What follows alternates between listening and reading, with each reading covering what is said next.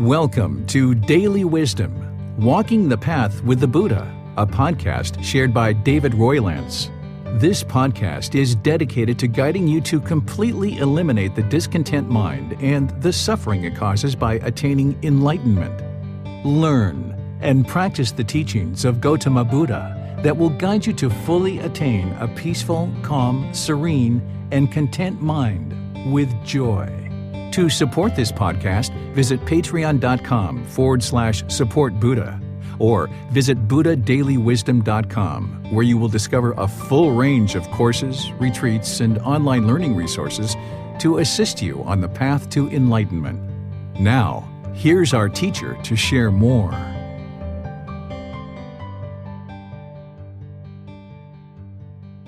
Sawadee Kap. Hello and welcome to Daily Wisdom, Walking the Path with the Buddha. I would like to welcome you to our class today, where we're going to be covering the 4 stages of enlightenment, the 10 Fetters, and the 7 Factors of Enlightenment. Today's a day where you can really start to understand how do you actually attain enlightenment as part of Gotama Buddha's teachings, and how can you kind of plot this personal progress towards the goal of enlightenment. So we're going to be discussing this today in our class, starting with the 10 fetters. Then we're going to help you understand how to eliminate these one by one. So we're going to be discussing what the actual fetters are in detail and how to actually eliminate each of the individual 10 fetters. Then discuss how, through eliminating these fetters and actually thinning them out, you can progress through the 4 stages of enlightenment to actually attain the final stage of enlightenment. And then, as part of that progression, a practitioner is going to need the 7 factors of enlightenment to really fine-tune the mind and bring it to the middle. So it's important that a practitioner understands the 7 factors of enlightenment in detail. So we've got a lot of topics to cover today, a lot of really in-depth conversation. So definitely would like to welcome you, whether you've been attending regularly or this is your first time, because this is a great opportunity to start learning, because next week we're going to be starting chapter 1 of the book, Developing a Life Practice, The Path That Leads to Nibbana. And the content that we're covering now is in chapter 3 of this book. But we usually cover these topics and others as part of that class. But we're doing this special class just to really dive into these particular topics of chapter 3, because they're so important as you plot your steps and as you start this journey towards enlightenment. It's good to understand the goal, because if you're going to travel to a city and you needed to go from wherever you are now to some unknown city that you've never been to before, you kind of would like to know what that city's like and some of the things that are there, so that as you arrive and you get closer and closer, you can plot your steps of how to actually get to that city. And once you're at that city, it would be nice to know that you're there. So that's what the 10 fetters are, that's what the 4 stages of enlightenment are, and that's what the 7 factors of enlightenment are. Is the 10 fetters are essentially the steps of kind of plotting how to move forward to this goal of enlightenment. And then the 4 stages of enlightenment are essentially helping you to understand what you're going to experience as you arrive to this destination, or even though it's not a destination, but you understand the analogy, that you'll understand that, okay, where are you in this progress and progression, this journey towards enlightenment? And then what the 7 factors of enlightenment are going to do is it's going to help you along this journey to really fine-tune and make sure that you're actually arriving to the goal of enlightenment. So that's what we're planning to discuss today. And I, again, would just like to welcome you for attending, whether you're in Facebook, YouTube, or in Zoom.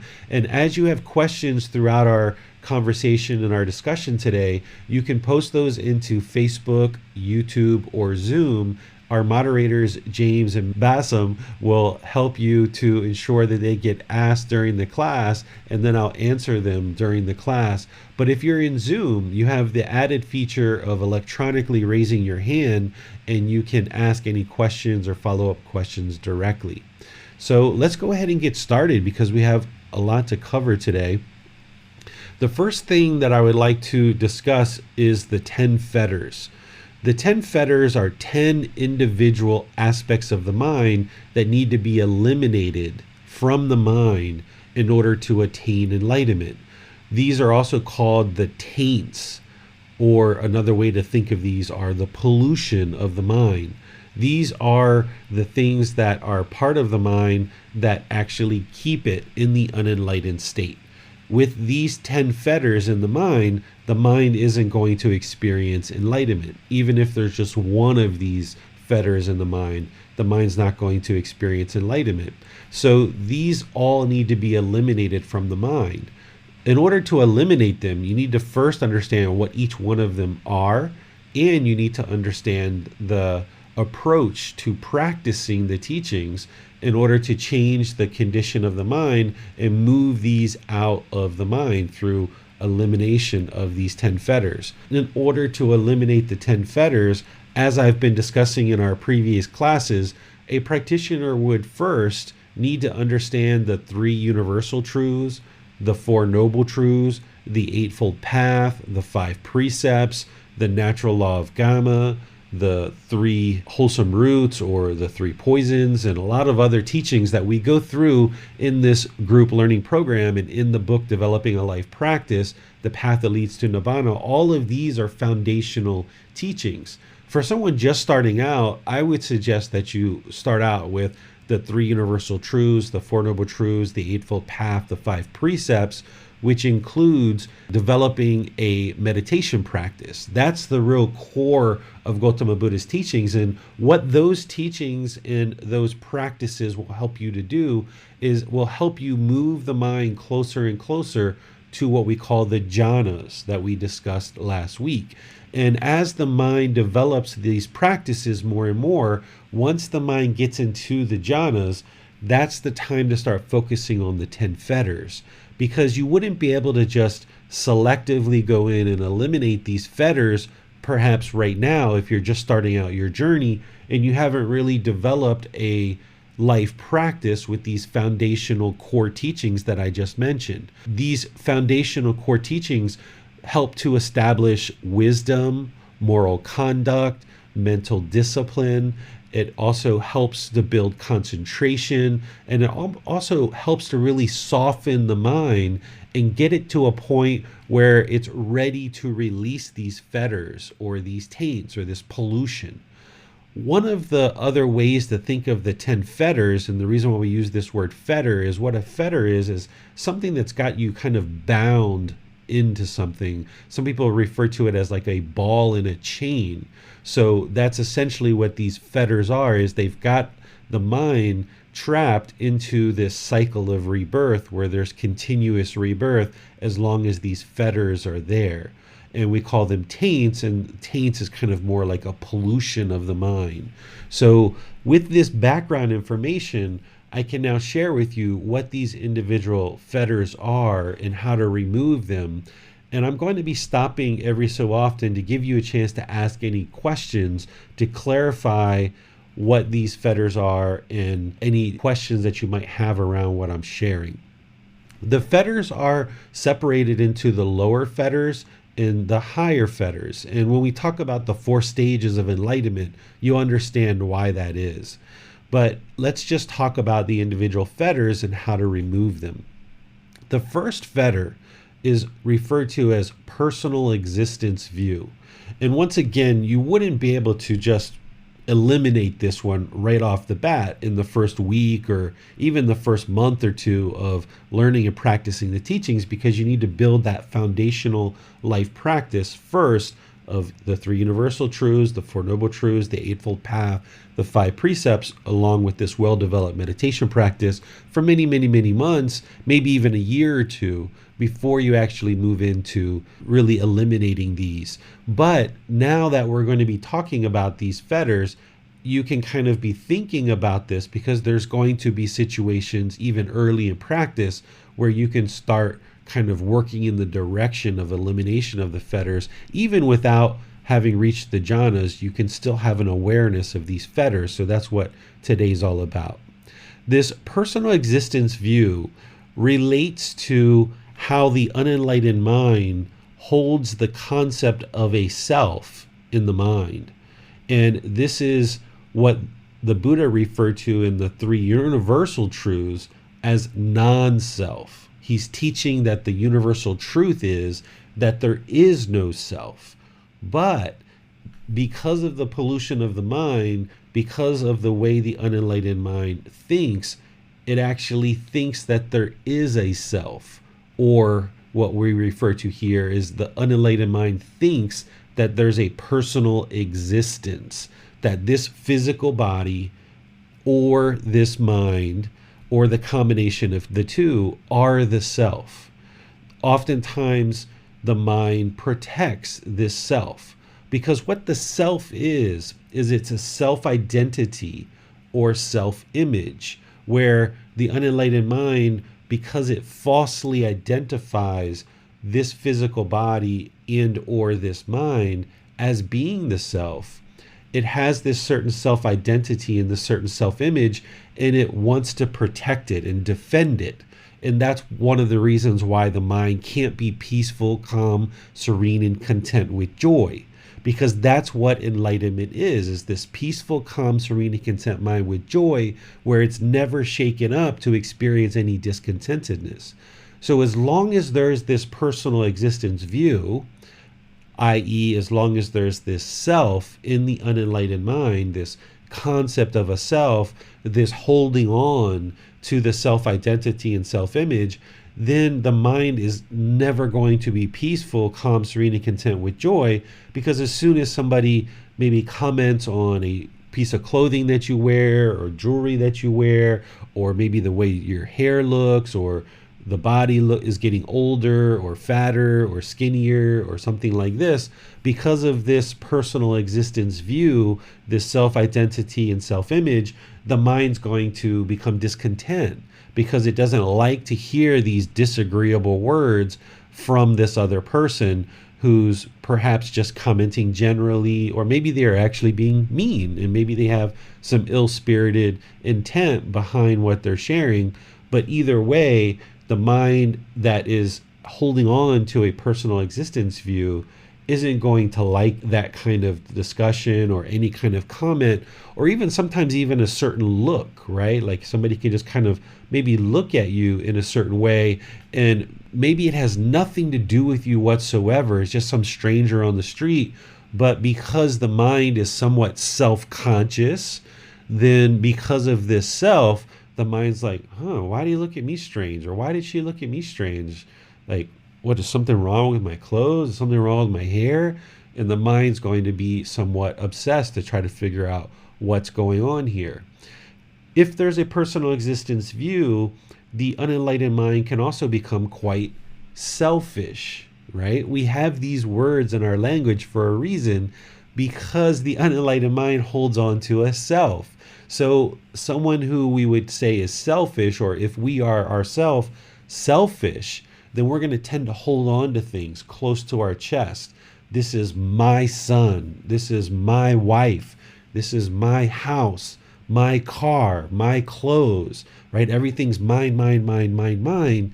And now we become very self-absorbed, and we end up sometimes trying to even control our life partner or our children or our parents, people who we consider ours, my mom, my father, right? And because of holding on to this personal existence view and holding on to things very closely to the self, we are causing our own discontentedness if we continue to exist in the world in this way. So the elimination of this personal existence view involves first fully understanding what is the self, and therefore what is non-self. Understanding it very, very clearly, more and more and more, what is the Buddha talking about in terms of non-self. So this needs to be learned intellectually. And this takes typically many conversations, many classes, reading, having maybe multiple discussions with the teacher, either privately or in class, to figure out and understand what is the self and what is non-self, and understanding this on an intellectual level. Then there needs to be some reflection to kind of reflect on this to see whether or not it's true. And then there's certain things that you need to move into practice in order to change the condition of the mind, which we're going to talk about today. So far, we've just been kind of touching on this intellectual understanding of what the personal existence view is, or what the self is, and conversely, what non-self is. We're just kind of touching on this, and we can talk about it more as you guys have questions. But now kind of moving this intellectual understanding a bit that we've just talked about into kind of reflecting.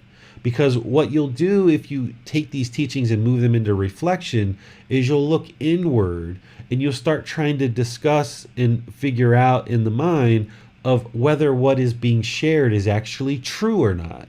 So now that you understand this personal existence view and some of the things that I've shared about how this self-identity and the self-image, how if people look at you in a certain way, you might get a little bit self-conscious, or there might be some selfishness where you kind of hold on to things very closely. Or if you say, this is my child, my husband, my wife, my car, my clothes, the mind will become very protective and even sometimes controlling over these things. So you have to look at your life and see if these kind of things have happened to you and you've experienced this at different times in your life.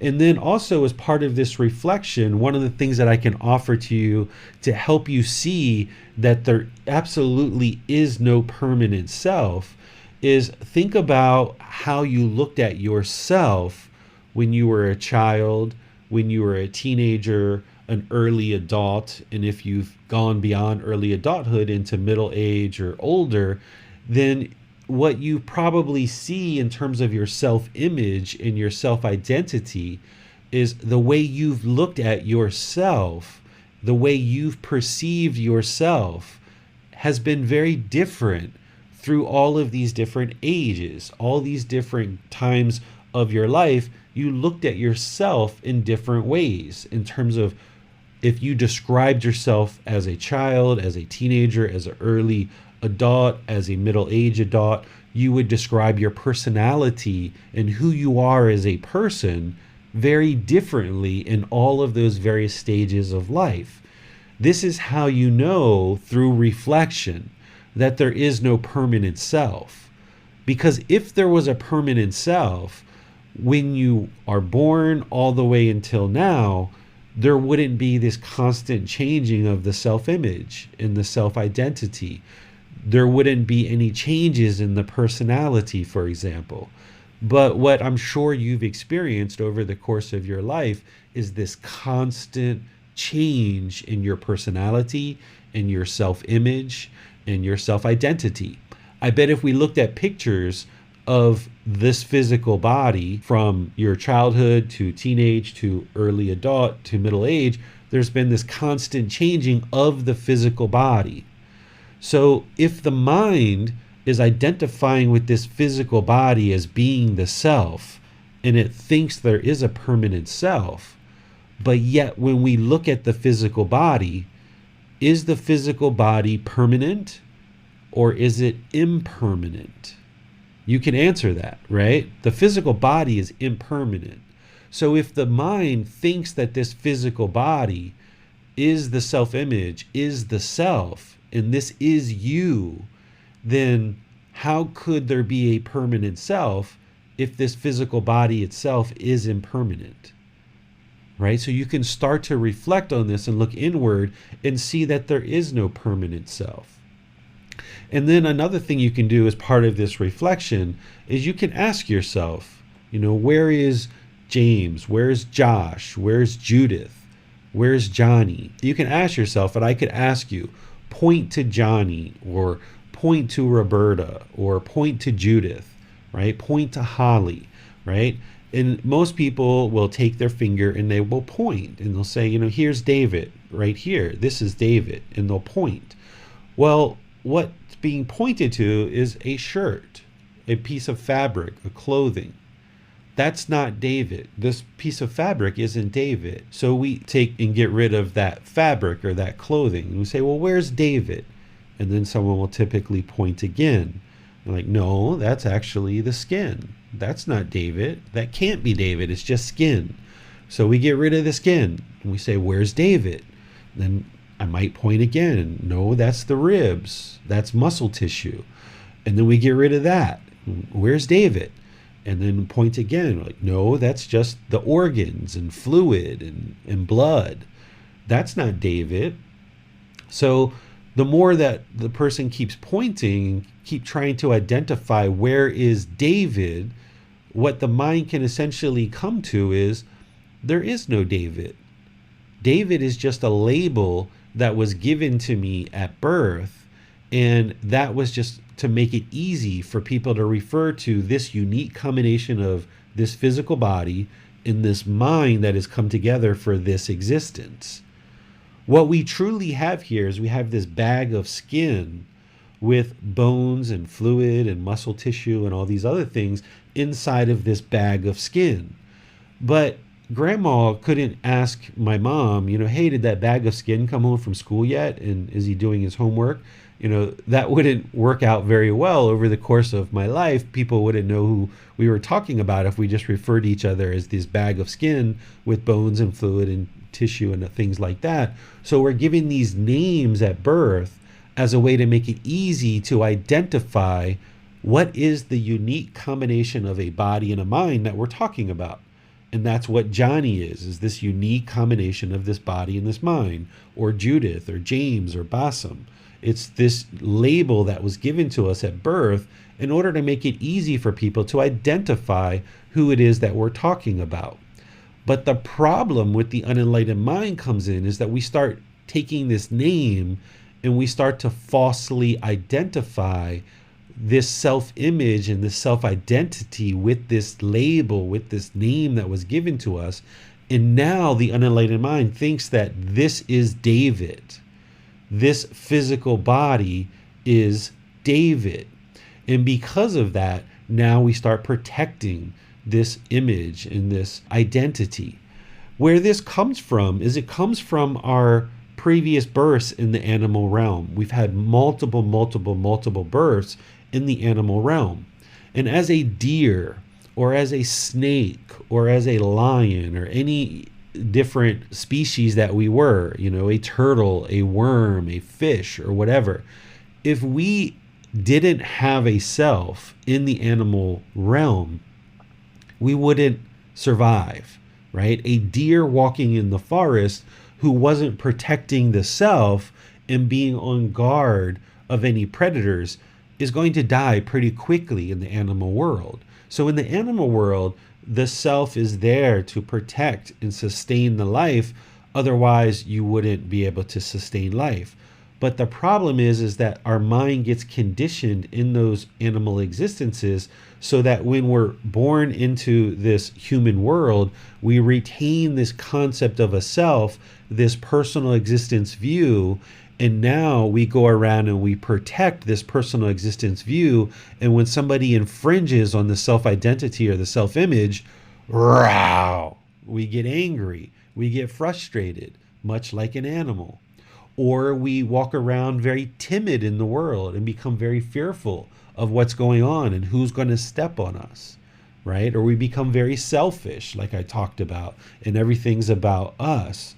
So the self is causing all these various problems in our life as long as we hold on to it, but we don't see it in the unenlightened world. In the unenlightened mind, we just don't see it. And that's part of that ignorance or unknowing of true reality that's keeping us in the unenlightened state, is that we just don't know what we don't know, or we don't understand what we don't understand. So in order to eradicate or eliminate this personal existence view, this self, we need to continue to understand intellectually what is the self. We need to reflect on that and start to understand it through reflection and introspection, then we start needing to move things into practice where we start practicing elimination of this self. So to practice elimination of the self, or to realize non-self, would be to do things like being humble, being down to earth, right? Being non-selfish is not being selfish, practicing generosity, right? Being humble and peaceful and eliminating any fear associated with the physical body. To eliminate the constant interest or wanting to beautify the physical body and identifying this physical body as being the self. So there's all these different practices that we can employ in order to start to dissolve and realize non-self. There's even some meditation techniques that I help people with. Once they start moving into the jhanas, then there's a meditation technique and some ways to help to start to eradicate this self. One of the ways that we do that is through what I call disassociating with the self.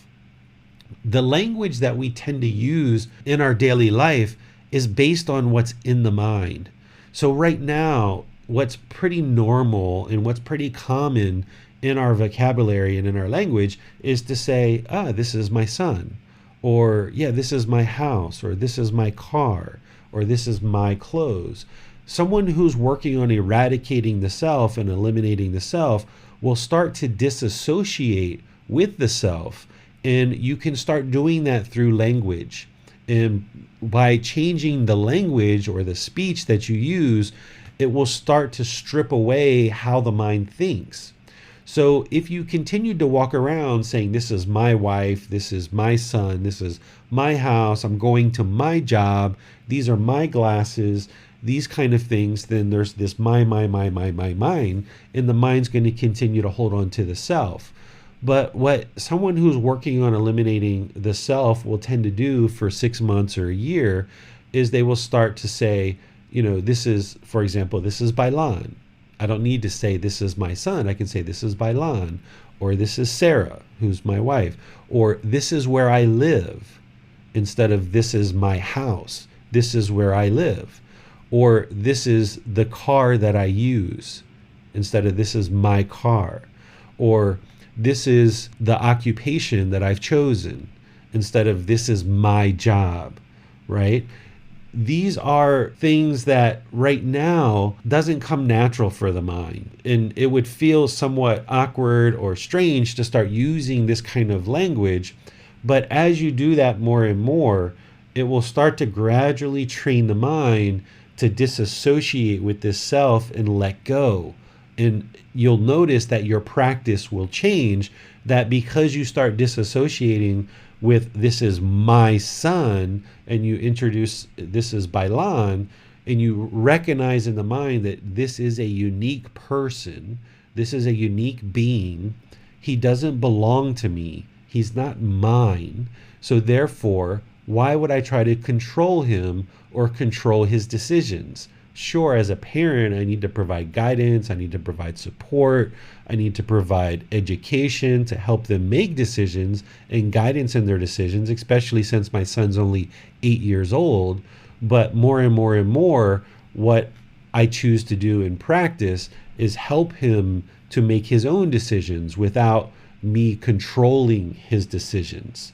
Right? And the same thing with a life partner. If you have a life partner and you refer to them as a life partner rather than my life partner, then you won't try to control them or their decisions, and you'll have the freedom to let them make their own choices in life. And this will promote a more healthy relationship for you.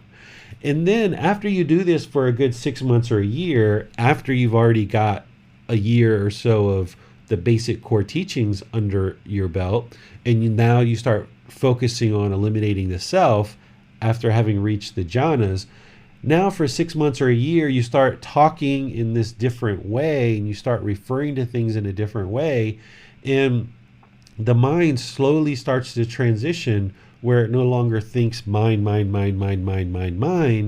and you start to see how your practice evolves and change, where you're no longer attempting to control all these things. And then at some point, it might just be easier for you to go back to the way that you actually used to speak in the past, because talking with people who aren't on the path, it's just kind of easier to say, yeah, this is my wife, or this is my mom, instead of, this is the woman who carried me in her stomach for 9 months and gave birth to me, right? Like, how else do you say this is my mom, right? So there's a few things where you can't really use the language to disassociate with, but at some point after you kind of transition the mind and you start changing the mind, it does become easier in some cases to just say, yeah, this is my son. But at that point, having gone through 6 months or a year of training specifically not to use my son, the mind already understands. So when I introduce Bailan to people and I say, this is my son, I'm introducing him as my son to somebody, but the mind understands, because I went through this training, that he's not mine. He doesn't belong to me. What we have to come to realize is what's really existing here is this physical body and this mind. That's all that really is here. There are these two separate, unique things that have come together for this existence.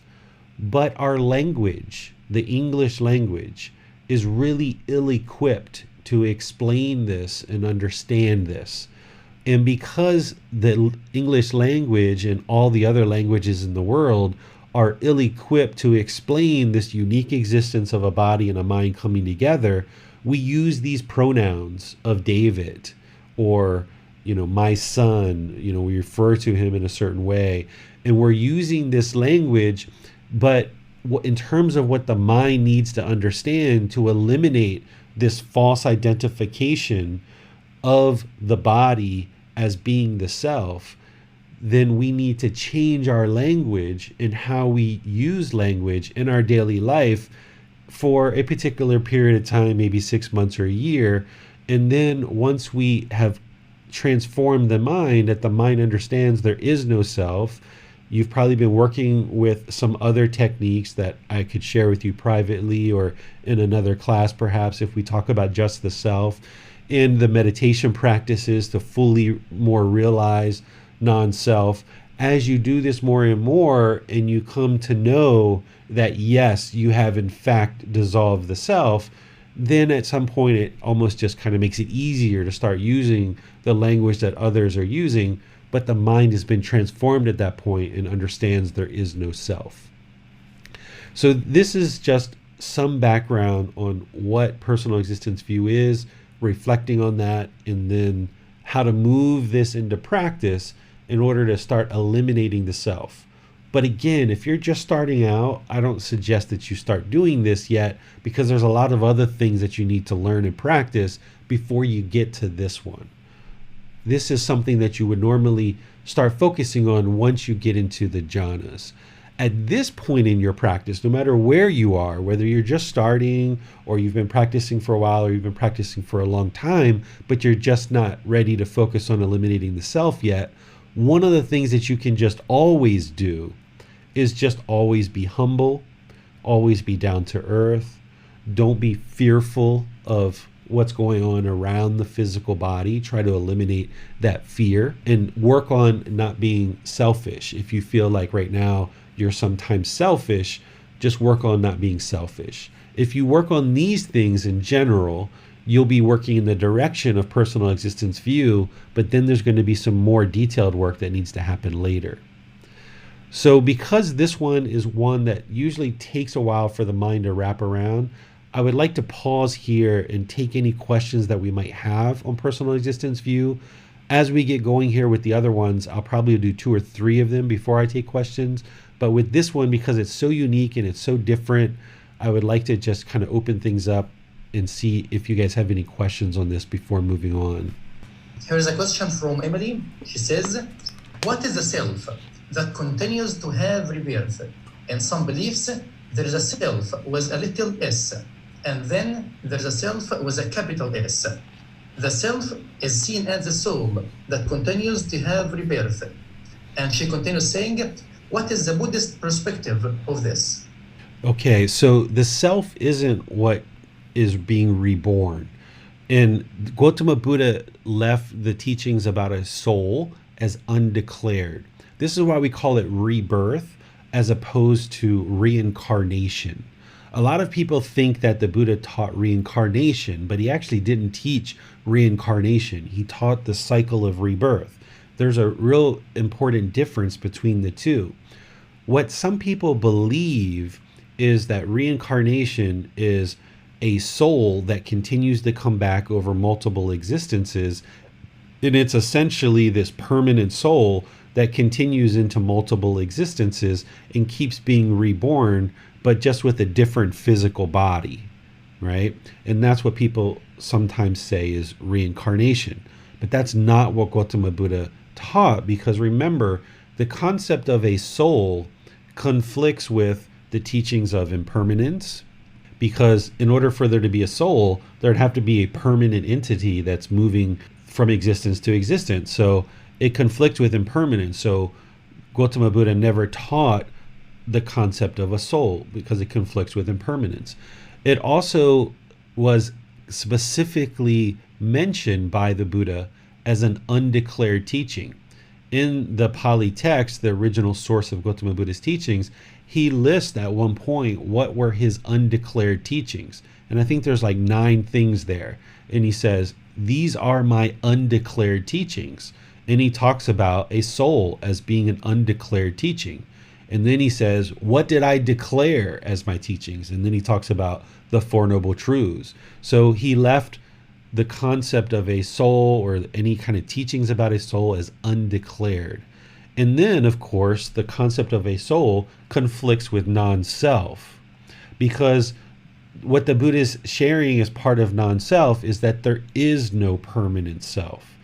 The soul is based on a permanent entity that goes from existence to existence. So he didn't teach reincarnation and he didn't teach a soul. What he taught is the cycle of rebirth.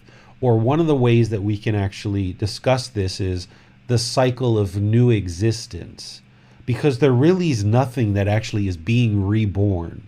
There's nothing from this physical body or this mind, so to speak, that is actually being reborn. The only thing that's moving from existence to existence is craving. If there's any mental longing and a strong eagerness in the mind at the time of death, then there's going to be rebirth. Craving is the fuel that produces rebirth. So that's the condition. There needs to be the condition of craving in the mind in order for there to be a new existence. So you can think of like multiple candles lined up.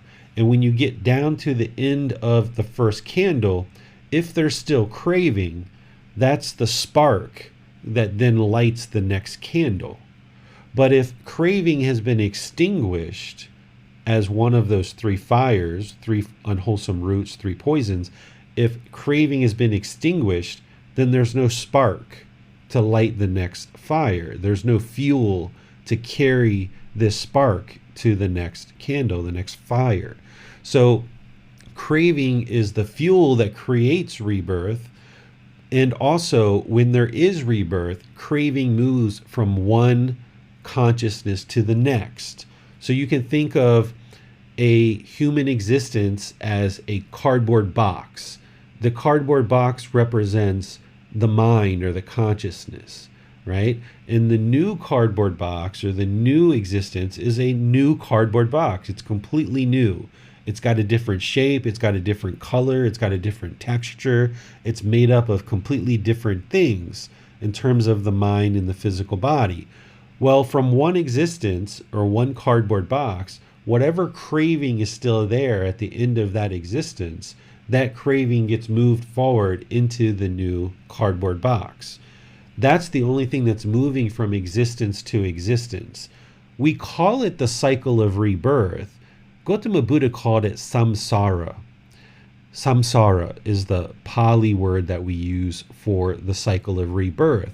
We're using the translation of the cycle of rebirth, but I think that the phrase the cycle of new existence actually represents more of what's happening here, because there's actually nothing that's being reborn.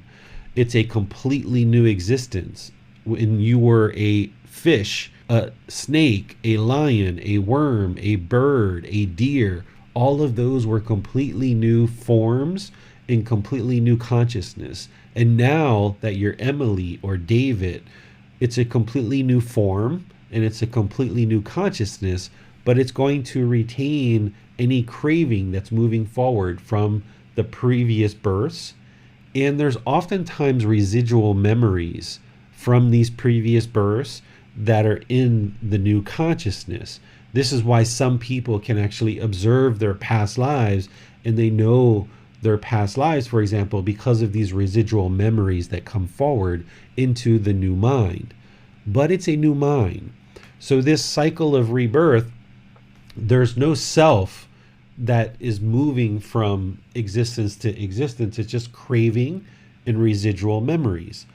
What the self is just how the unenlightened mind falsely identifies this physical body in this mind as being the self. But in reality, there absolutely is no self. And this is why the Buddha talked about non-self. One of the other things you can do to look at this is, have you ever thought yourself, or have you ever talked to somebody that says, I don't even know who I am anymore. I don't even know who I am. I need to go find myself, or I need to go find my true self. And sometimes people will go out on these journeys for a year or two or a few months and travel, and the goal is to find myself. And people will say, I don't even know who I am anymore. The reason why is because there's no self.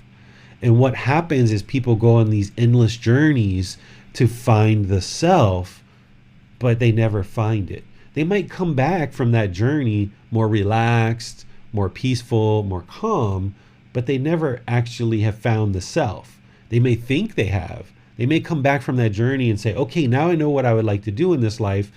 I would like to be a police officer. I would like to be a guidance counselor, or I would like to be a yoga instructor, or whatever. But that's still not the self. That's just an occupation or activity that they would like to do. So the human being is actually struggling to find the self. There's plenty of people out there that think they know the self. They think this physical body or this self-identity or this self-image is the self. And the unenlightened mind is holding on to that concept. That's the problem. But in reality, that isn't true. There is no true self. There is no permanent self there. And this is why sometimes people can get into this downward spiral or this journey of trying to find a self, but they never actually find it. So the self doesn't actually exist, Emily, but the unenlightened mind thinks there is a self. And it oftentimes identifies this physical body and mind as the self, and that's where the real problem comes in. Okay, thanks, teacher. A question from Theresa. David, you always say not to believe you on these teachings, but to go out and look for ourselves to see if we agree. How do we rebirth around us? It feels like this is a teaching that we need to believe. How do I observe this on my own, so I am not just believing you? Thank you. Yeah, so the cycle of rebirth, you should not believe at all. You should not believe in the cycle of rebirth. And as you've mentioned, you shouldn't believe anything I say or anything that the Buddha says. So the cycle of rebirth is something that you shouldn't believe. If you're early in your practice, I just suggest you put it to the side and don't even really think about it, because there's so many other things that you need to learn and understand before you start tackling and understanding the cycle of rebirth. With that said, I'll just share that what happened in the past in terms of your rebirths, it's in the past. It doesn't matter at this point. And what may or may not happen in the future in terms of the cycle of rebirth is in the future. It doesn't matter at this point. At this point, you're a human being. There's this mind. It's unenlightened. You need to train it. And I suggest you focus on the three universal truths, the Four Noble Truths, the Eightfold Path, the five precepts in developing your meditation practice. As you do that, and you determine through independent investigation that these teachings are true and it's improving the condition of the mind, then you will see more and more of the truth in the Buddhist teachings. The mind will gradually start to awaken. There'll be more and more wisdom. And as that happens, oftentimes people start to observe past lives. They start coming to the mind, and you start actually being able to observe what happened in the past. Not everybody, but for a lot of people, this does happen. So if you never focus on the three universal truths, the Four Noble Truths, the Eightfold Path, the five precepts in developing your meditation practice, you're never going to get to the point where the mind is decreasing this discontentedness, laying down this burden of carrying around craving, anger, and ignorance. So therefore, you're never going to get to the chance where you actually observe past lives. So I suggest you focus on that first, and then at some point in the future, there's opportunity for you to investigate this cycle of rebirth. And that would be a better time because you'll have digested more of the teachings and seen more of the truth in terms of the core teachings before tackling this cycle of rebirth. So that's what I suggest for you at this point, is just set it to the side, because there's nothing that I can give you in just a 2-minute answer to a question to help you understand the cycle of rebirth.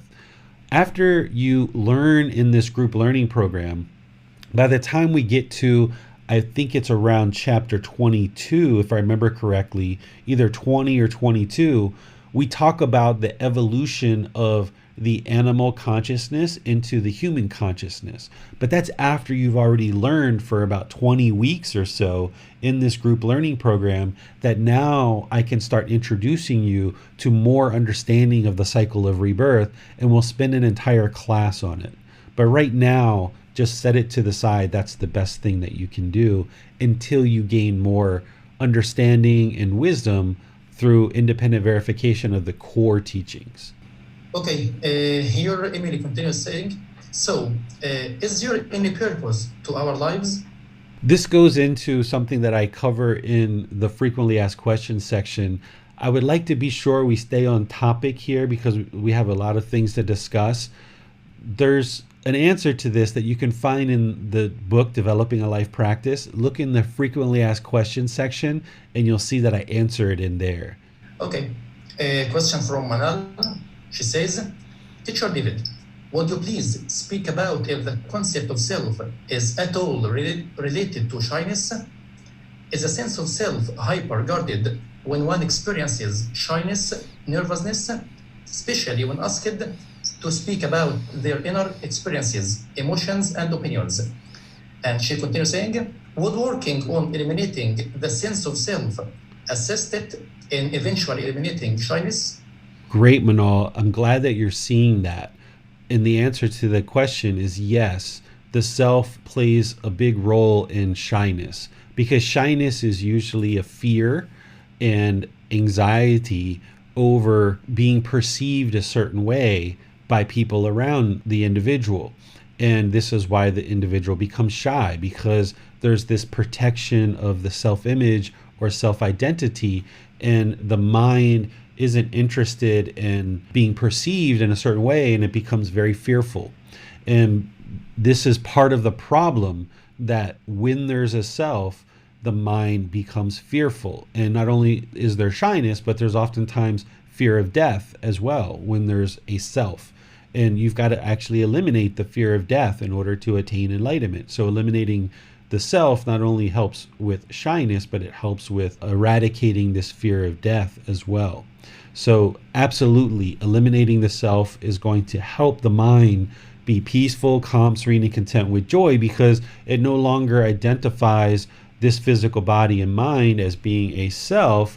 Therefore, there's not going to be any kind of fear in talking or sharing opinions or sharing views, because you know that there is no self here, that you're just sharing opinions and views, and you're not going to be overly concerned about how people are perceiving you in the world, that you're just going to share your opinions and views. Okay, thanks, teacher. No more questions on Zoom for now. Okay, so let's go into a couple of these other ones, talking about what they are, how to reflect, and how to actually practice in order to eliminate these. The second one here is typically described as doubt. But in the book, Developing a Life Practice, The Path That Leads to Nibbana, I added these other words, doubt about the teachings. And remember, there's various layering of teaching here that is kind of normal, the way that the Buddha teaches. It's also the way that I teach too, where I take you through different layers of understanding.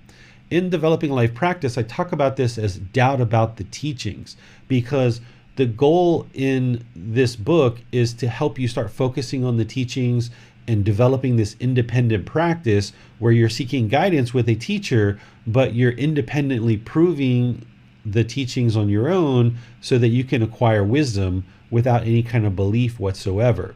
But what doubt about the teachings is having doubt that these teachings of the Buddha will actually lead to enlightenment.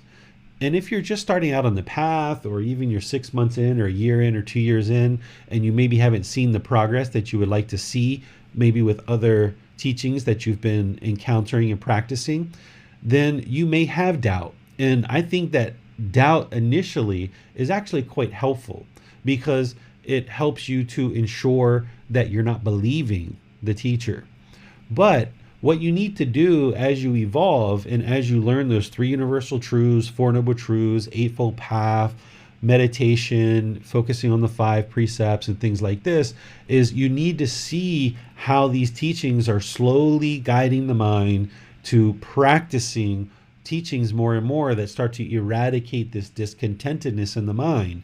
And as you see certain situations that once made you very angry, now you just kind of get irritated, then you just kind of get annoyed, and then that same situation can happen and the mind isn't shaken up at all. It's still calm and peaceful. Then more and more and more, you should start eradicating this doubt that these teachings are actually guiding you on this path to enlightenment, to an improved condition of the mind. So you've got to slowly get to this point where you see more and more truth in the teachings. And the way that you eradicate this is through investigating the teachings, which is part of the 7 Factors of Enlightenment, is by you investigating the teachings through books, podcasts, online classes, having personal discussions with your teacher, through you going off into the world, observing whether these teachings are true, and then practicing and seeing the condition of the mind gradually improve. Doubt about the teaching should start to slowly erode over time, that as the condition of the mind improves, you should get to a point where you have no doubt that these teachings are leading you to a better existence, to a better condition of the mind. You might not be enlightened yet, and you won't be enlightened yet if you haven't eliminated all 10 of these fetters, but you should be getting to a point as you move into the jhanas that there's such a difference in terms of clarity of mind, in terms of concentration, in terms of focus and memorization, and your practice has evolved, that you're getting more and more clarity, and you're like, you know what, my life a year ago or my life 3 years ago was completely different than it is right now, based on me having chosen to learn and practice these teachings. I can see night and day where the condition of my mind is improved. Sure, the mind's not enlightened yet, but you have no doubt that these teachings are guiding you on a path to an improved condition of the mind.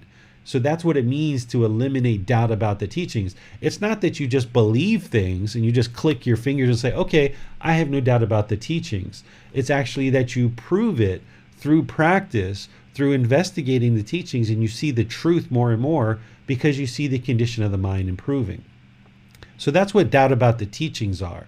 But as you might recall, if you participated in the class when I talked about the 5 hindrances, I expanded this doubt to more fully encompass a deeper level of understanding that is shared as the Buddha kind of pulls back more and more about what he was really talking about when he talked about removing doubt.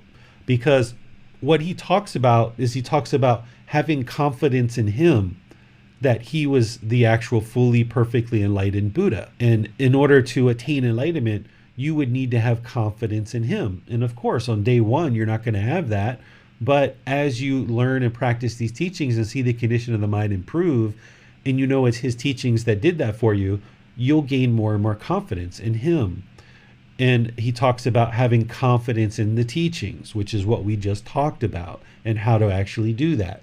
He talks about having confidence in the community or the Sangha, right? That the community of practitioners are practicing well, and that this is a community that you see being polite, kind, friendly, respectful, and this is a community that can support and encourage you on this path.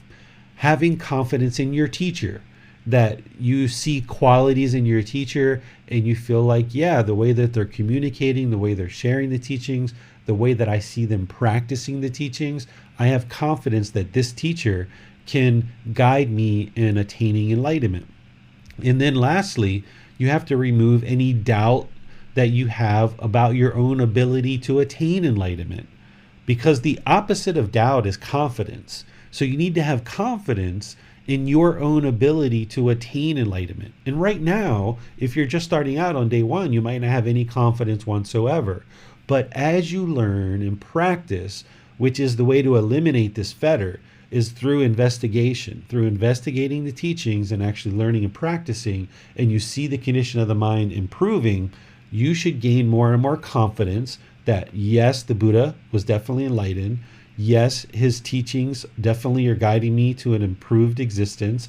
Yes, this community is practicing well, and I see the politeness, the kindness, the friendliness, the respectfulness. Yes, my teacher has been helping me and guiding me and supporting me, and I see that their guidance is helping to improve the condition of my mind.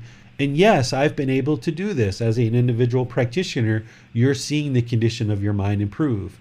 So that's how you remove this doubt, is by investigating the teachings, gaining more and more wisdom, and improving the condition of the mind. And as that mind improves and you see your life improving, then you will remove slowly any kind of doubt that you might have about the teachings or these other 5 areas of doubt that oftentimes comes into the mind. This third one we call wrong grasp of behavior and observances. What this one is about is if the mind believes that rites, rituals, ceremonies, and worship is going to lead to enlightenment, then the mind will never attain enlightenment, because it has the wrong grasp of behaviors and observances. It thinks that rites, rituals, ceremonies, and worship is what's going to create a better life for you.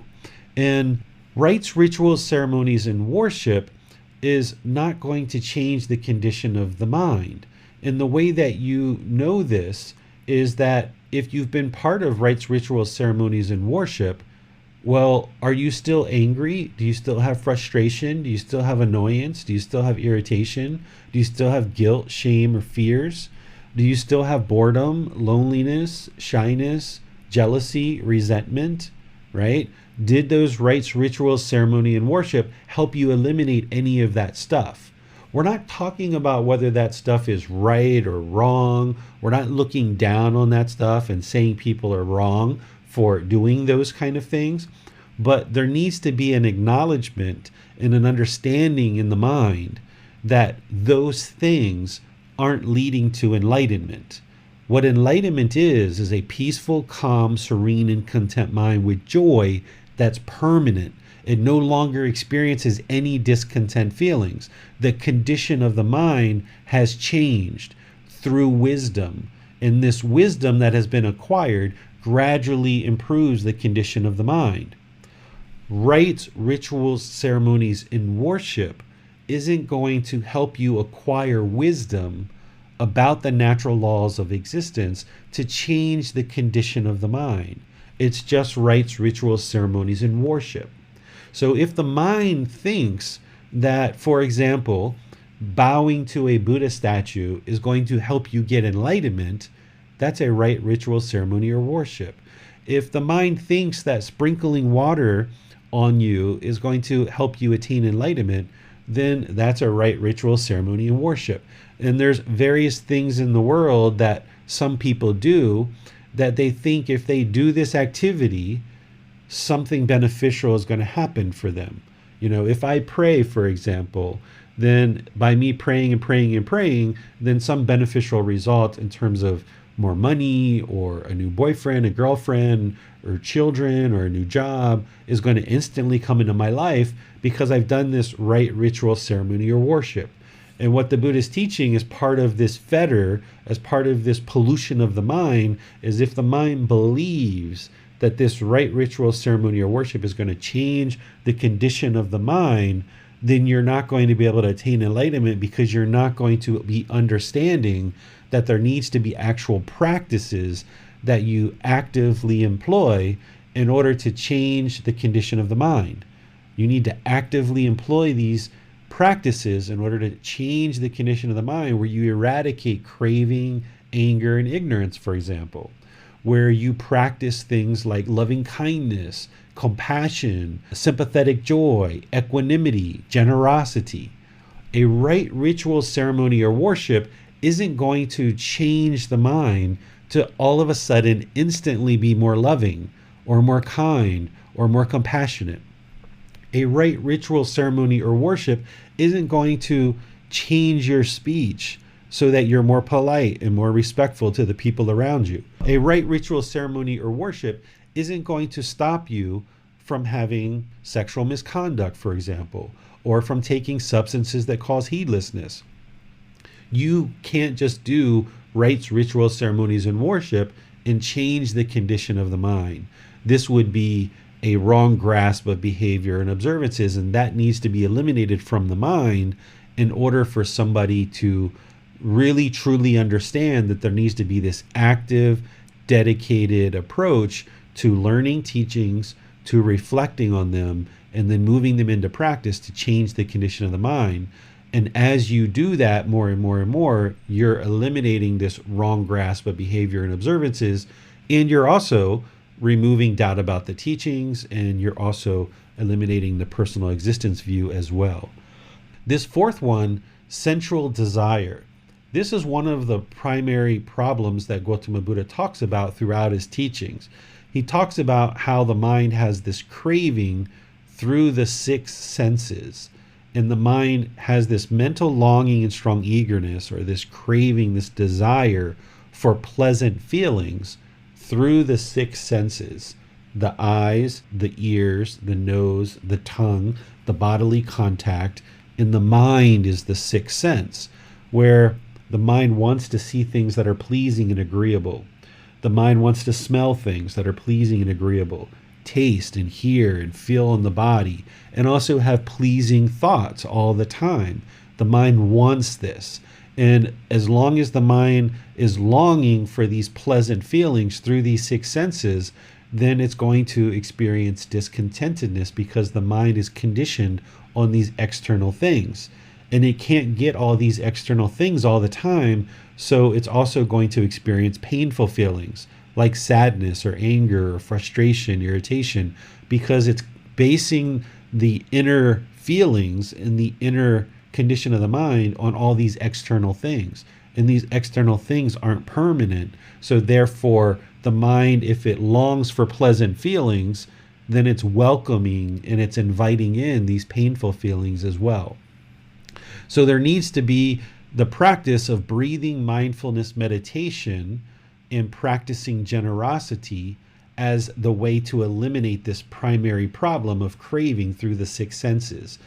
We're going to go into this in the program a lot more detail about how to practice breathing mindfulness meditation, how to employ generosity. Those are what's going to help to soften this craving so that you can ultimately extinguish it. But then there's also identifying attachments or identifying the craving as they're occurring, so that as they're occurring, the mind can cut that off and let it go. And we're going to talk about that in this program as well, and how to actually obliterate this craving at the root so that the mind is no longer longing through these senses, because as long as it does, it's going to cause itself to be discontent.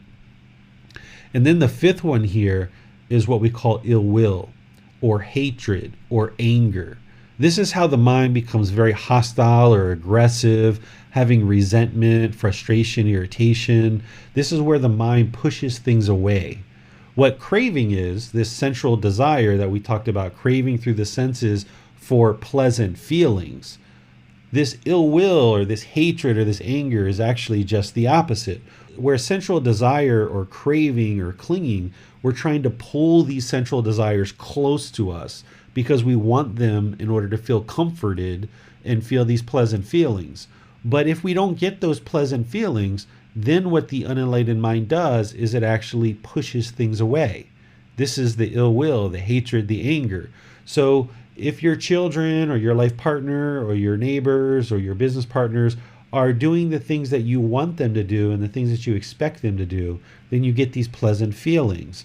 And that's good. But as soon as somebody does something or says something that's disagreeable, that you disagree with, then the mind will tend to push them away and create a wall. And the mind thinks that if I just push these people out of my life or I push them away from me, then that's going to solve the problem. And now I have this little bubble that the only people in my bubble or in my tribe are people who agree with me and agree with my points of view and agree with my opinions. But if somebody disagrees, then I'm kind of looking out for that. And when I see that, then the mind's going to push them away, maybe becoming hostile or angry or aggressive, right? And this is also from our animalistic background as well. But this ill will actually is causing issues because the more people that you just keep pushing out of your life and pushing out of your life and deciding that you don't want to have them in your life, you're just creating the people that you can get along with based on the people that you agree with and who agree with you.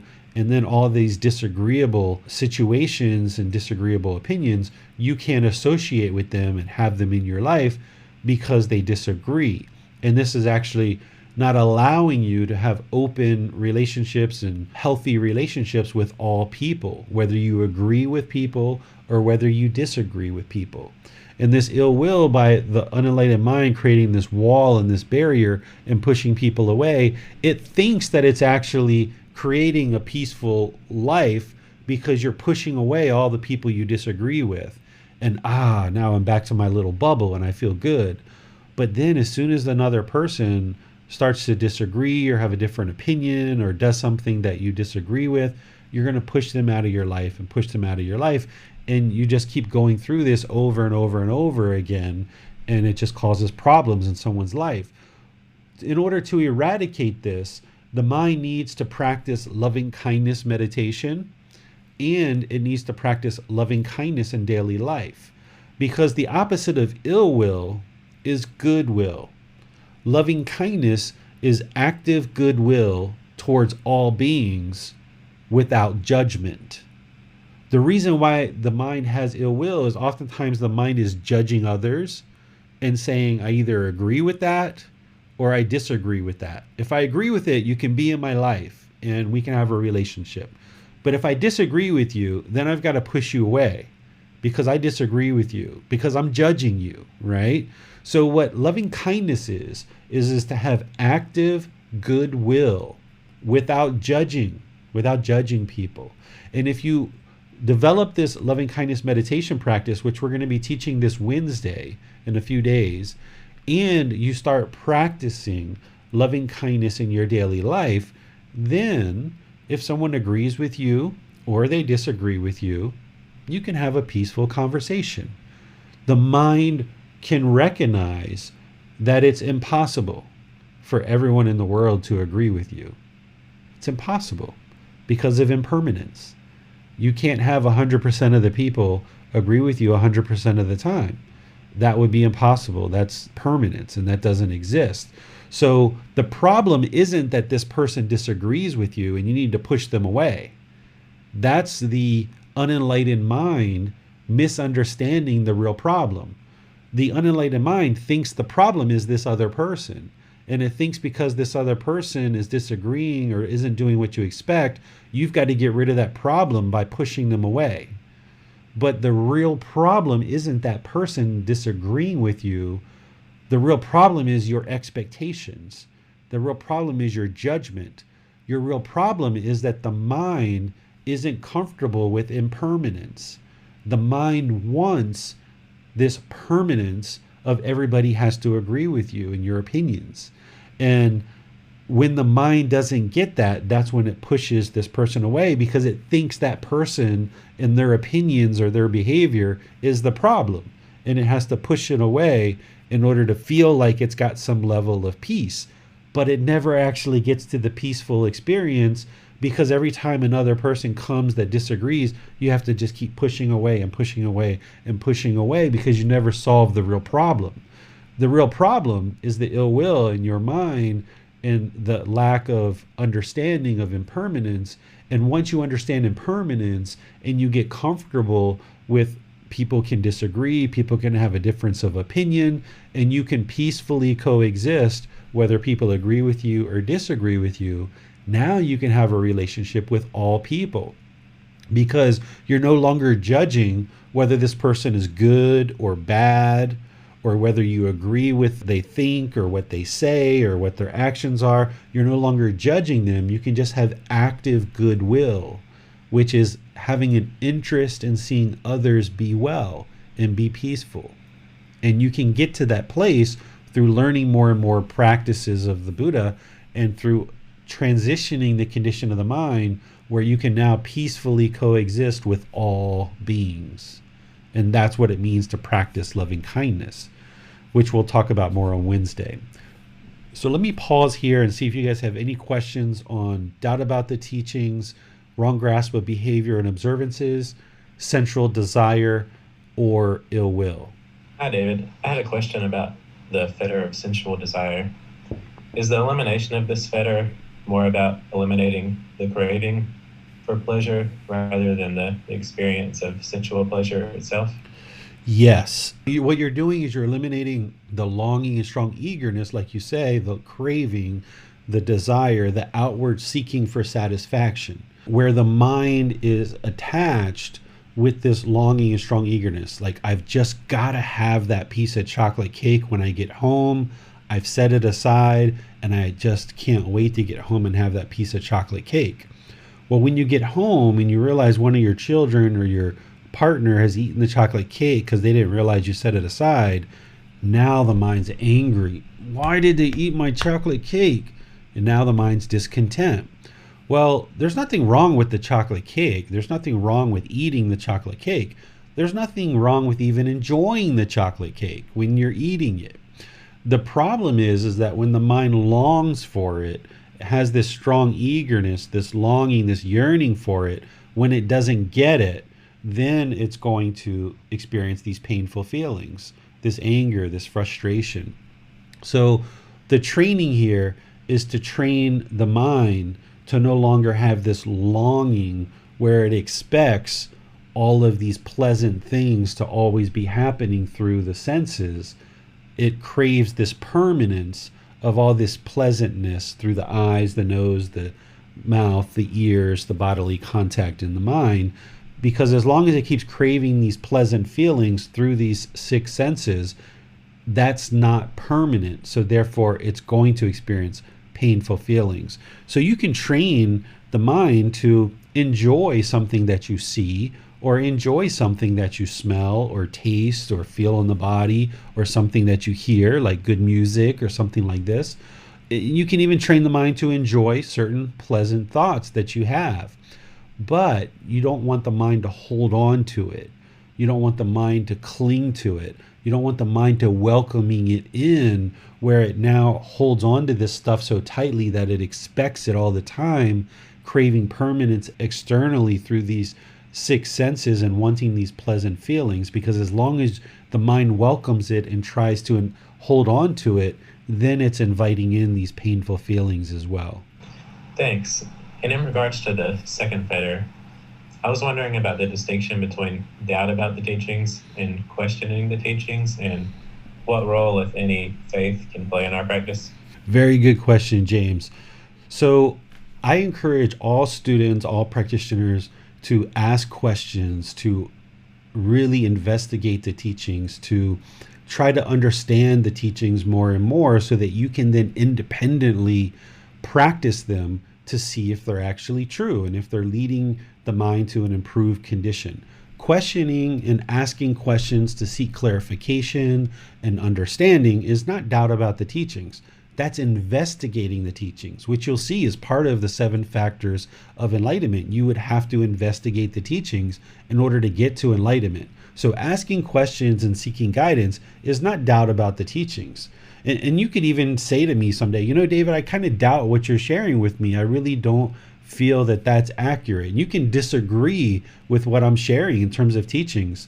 That's completely fine, right? There's no problem with that whatsoever, because if I understand that you do have doubts or you disagree or you have a difference of an opinion, now we can politely and respectfully talk with each other, and I can help you see more and more and provide you more and more guidance to help you clarify and understand the teachings. But if you never expressed your lack of understanding or your doubt, like I think it was Emily or somebody just talked about the cycle of rebirth and said, hey, I don't even know how I would ever approach this. Like, you tell me not to believe in the cycle of rebirth, but it seems like there needs to be belief there, right? Like, it's important that you speak with your teacher and say the things that you have doubt about or say the things that you disagree with so that you can get more understanding. But don't just hold on to your disagreement just to hold on to it.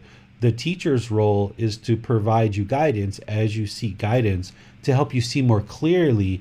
So be ready to move off of your disagreement through clarification and understanding. So that's investigating the teachings. Doubt is just that you just have no doubt whatsoever that the teachings are going to lead to this beneficial result of enlightenment, but you only are going to get there through investigating the teachings and seeking guidance, and that's going to involve questions and asking questions. You wouldn't be able to get to enlightenment without ever asking a teacher a question, because the teacher doesn't know what's in your mind and what it is that you need understanding about. You would need to seek guidance in order to get further clarification.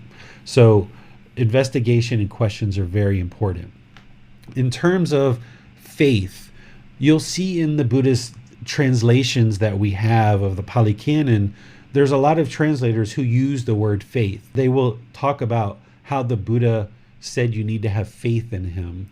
I don't use that word in any of the translations that I use because faith is oftentimes thought of as belief. And if you look up the actual definition of faith, it talks about belief. And the Buddha never ever said, just believe me, just believe me. This is true, just believe me. He never ever said that. He instead said, come look for yourself. Come experience this. Come on in, roll up the sleeves. Let's discuss it. Let's investigate it. Let's make sure that you're able to essentially independently practice this to discover the truth and acquire wisdom. He never asked for anyone to have faith in him. He asked that people develop confidence, right? You have to develop this confidence through the investigation. So there is no faith, there is no belief in this path to enlightenment. But this doubt, in order to eradicate it, because most people have doubt, in order to eradicate it, you've got to actively engage to investigate the teachings and then practice them in daily life so that you can see their truth. When I really started diving into the Buddhist teachings through these books, Buddha Vajana, these I knew were the words of the Buddha, or at least I thought they were, but I didn't know for sure because all I had was a book in front of me. I didn't know the whole path of 2,500 years ago of how this book actually ended up in my hand in terms of this book saying that they are the teachings of the Buddha. So when I first started learning, I had doubt. I thought that, these may or may not actually even be the teachings of the Buddha. But that was a healthy doubt because it taught me not to believe, and it taught me to instead to investigate and actually practice. So that's what doubt about the teachings is that you roll up the sleeves, you eliminate this doubt, but you can only do that through investigation, and it doesn't involve any kind of faith or belief whatsoever. Thanks, David. Let's go to Basim now for our Zoom questions. Well, there's a question here from Holly. She says, is eliminating ill will something that happens gradually or suddenly? Yes, all of these fetters are eliminated gradually. All of them. Everything on this path is all gradual. Whether that's learning the three universal truths, the Four Noble Truths, Eightfold Path, all those basic teachings, even developing your meditation practice is something that happens gradually. So eliminating these 10 fetters are something that happens gradually, and it starts with intellectually understanding what are the 10 fetters. So this talk that we're having right now about the 10 fetters, it's not the only time you're ever going to need to learn about what they are, how to reflect on them, and how to eliminate them. There's going to be a lot of revisiting of this. This is that layered approach that you need to take in terms of your learning and understanding and developing your practice. So that's why here at the beginning of this group learning program, we're going through and I'm sharing a whole bunch of the teachings with you, kind of in a month's time frame. But then we're going to hit all these teachings again throughout the next 6 months at different times. We're going to be layering more and more to make sure that you understand the teachings more and more. And then even at the end of that 6 months, you're still going to need to be learning and deepening your understanding. So all of this stuff is happening gradually, including the elimination of ill will. Okay, thanks, teacher. No more questions now on Zoom. Okay, so let's move into the higher fetters. Now that you guys have an introduction to the lower fetters, talk about the higher fetters. The desire for form, the sixth fetter, this is the way that the mind craves to have an existence in form as being a human being. So the form is a human being and animal. Those are the two, what we call form realms. And the mind can actually have a desire for existence, for example. And this is where the mind oftentimes has a fear of death, that because the mind is holding on, having this longing and strong eagerness or this craving for existence, desire for form, then because of that, there's usually a fear of death.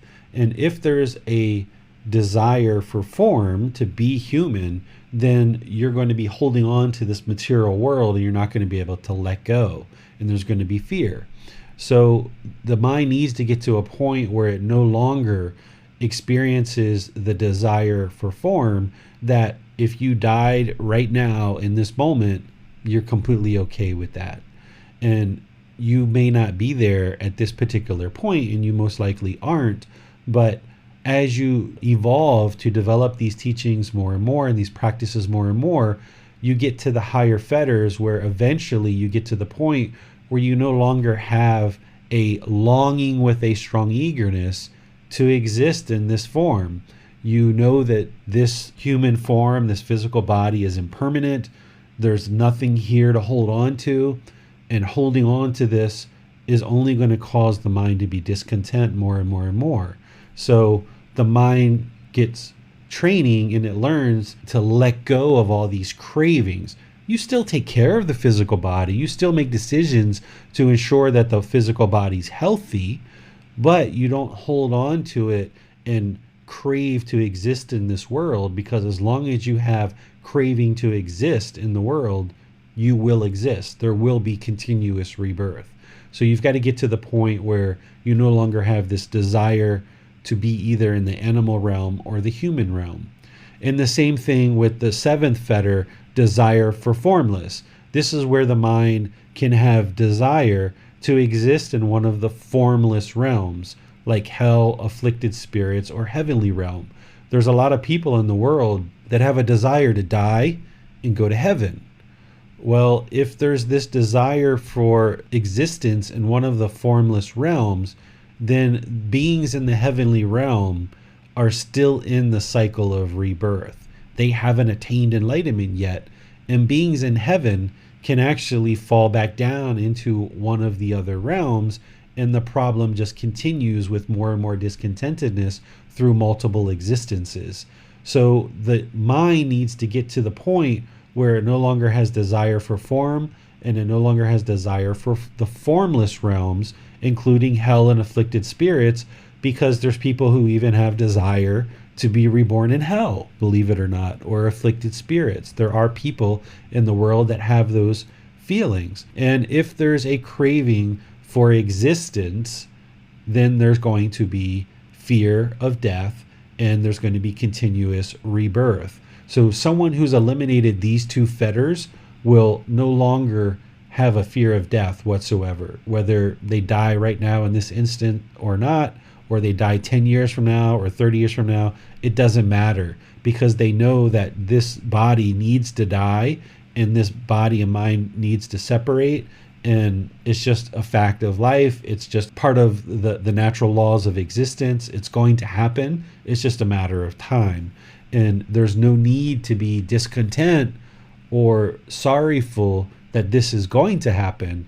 There just needs to be an acceptance that it's going to happen. And when it does, to have eliminated craving, anger, and ignorance, so that there is no longer rebirth in any of these form or formless realms. The eighth fetter is conceit. This is the arrogance, pride, judging, measuring, and comparing that you are either superior or inferior to other beings. This is what we oftentimes refer to as part of the ego, right? This arrogance, pride, this judging others, judging your own self, right? Or measuring and comparing that you're superior or inferior to others. This is going to produce problems in your life, because if you walk around arrogant around others with ego, you're not going to be able to have open, healthy relationships with others. And conversely, if you walked around feeling inferior to others, then that's going to cause problems as well, because when you're around people who you deem as being above you, you're going to perhaps be shy, you're going to be uncalm, you're going to have anxiety, right? The mind's going to be shaken up because you're putting people above you. If you're walking around with pride and this arrogance, then that's going to cause problems in relationships as well. It's going to come out in your speech and your actions. And if you have judging, where you're judging others to see if they're better than you or they're worse than you, then that's going to cause problems for you, because it's going to come out in your speech and your actions. So you need to eliminate this conceit.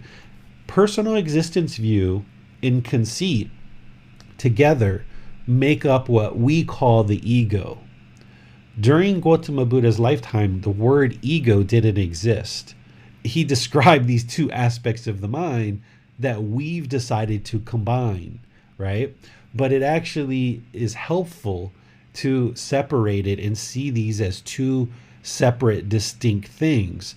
That the personal existence view, this selfishness, this self-identity, this self-image is part of the ego, as well as this arrogance, pride, judging, measuring, and comparing as superior and inferior is also part of the ego, what we refer to as the ego.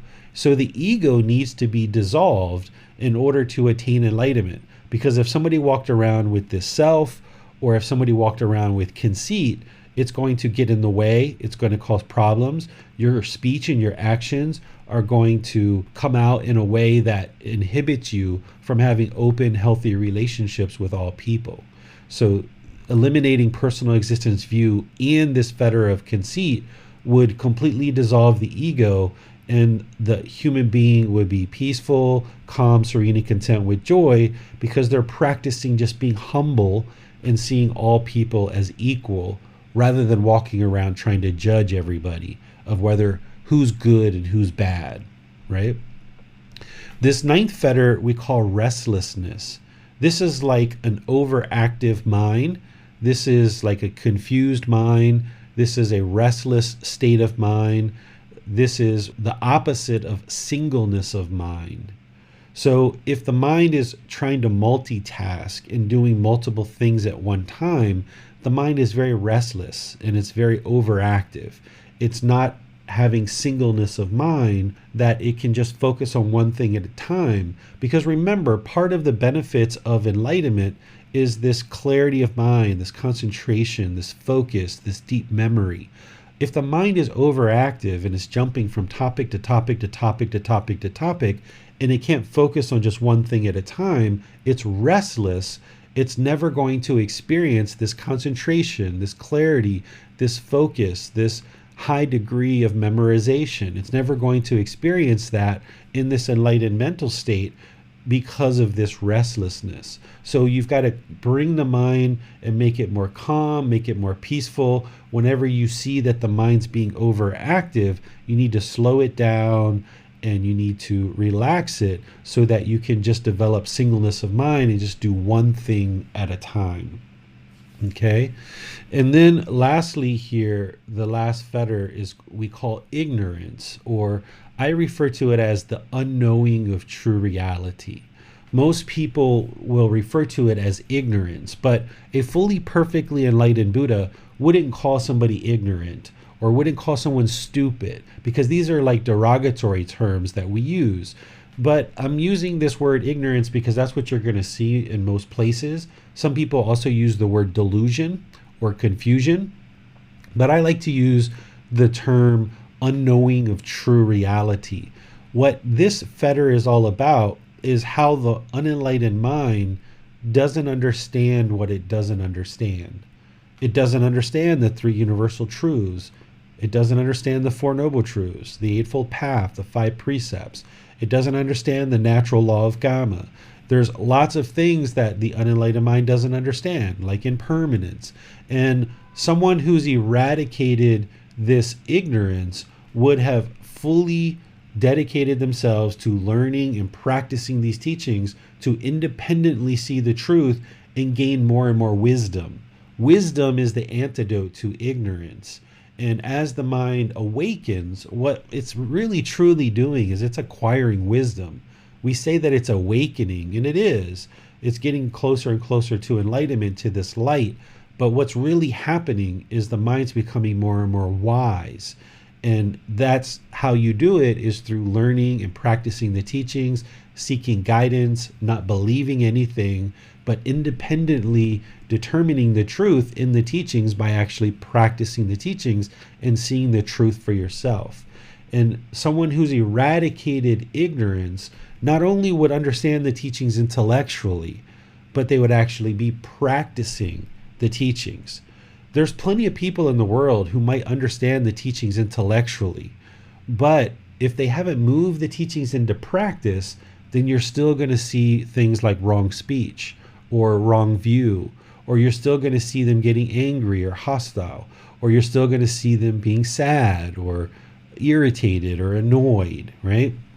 So for someone to have eradicated ignorance, while it requires intellectual learning and the acquisition of wisdom, there would need to be this practice where you see that they're calm, they're peaceful, the mind's serene, they're content, the mind's joyful, the mind is able to explain the teachings in a very easy way that others can understand. You would be able to see that not only their wisdom is very deep and profound, being able to understand the teachings, but their moral conduct and the way they actually practice the teachings in terms of right speech, right action, and right livelihood are all very well refined, and they're practicing those teachings very closely. And you would see that their mental discipline, the right effort, right mindfulness, right concentration is just always there, that you never see them discontent whatsoever. And they are never discontent in their private life. If they're on their own, they're never feeling awkward or socially awkward. There's no anxieties, there's no fears. They're never worried about what they're going to do in life. They're never bored, they're never lonely, all of these different things. Because by the time someone's eliminated all 10 of these fetters, the mind is enlightened. And in order to get to this enlightenment, ignorance is one of the most important things to eradicate through training the mind to acquire wisdom. But it's not just intellectual wisdom, it's actually seeing that this wisdom has changed the actual practice of the individual, that they've developed this life practice where there's no longer any discontentedness whatsoever, and they're able to very easily and fluidly exist in the world without any complications. They might have challenges, they might have things that they need to face in terms of certain aspects of their life that they need to apply good decision making to improve their life, but they're completely able to do that with the wisdom that they have. They don't see things as problems, they just see the challenges. They're not burdened by the various things that happen in life. They just see the things that happen in life as impermanent. And now let me just apply some wisdom to improve the situations that exist around them, the challenges that they're facing. And by applying good decision making, they know that any situation that they're encountering can all be resolved through just good decision making. So this is the upper fetters or the higher fetters. Do you guys have any questions on any of these? I was wondering, David, about the separation between lower and higher fetters, and what is the significance of that, and if there's any significance in general in the order of the fetters. Yeah, we're going to talk about how these fetters lay out in terms of the 4 stages of enlightenment next. But the lower fetters are the ones that you need to eliminate in order to move through those first, second, and third stages of enlightenment. And then in order to attain the 4th stage, which is where the mind is actually enlightened as an arahant, you would have had to eliminate not only the lower fetters, but the upper fetters as well. Even though these fetters can be eliminated at different times, like for example, someone could eliminate ill will before they ever eliminate personal existence view. That's possible. Someone can eliminate ill will before eliminating doubt about the teachings. That's possible.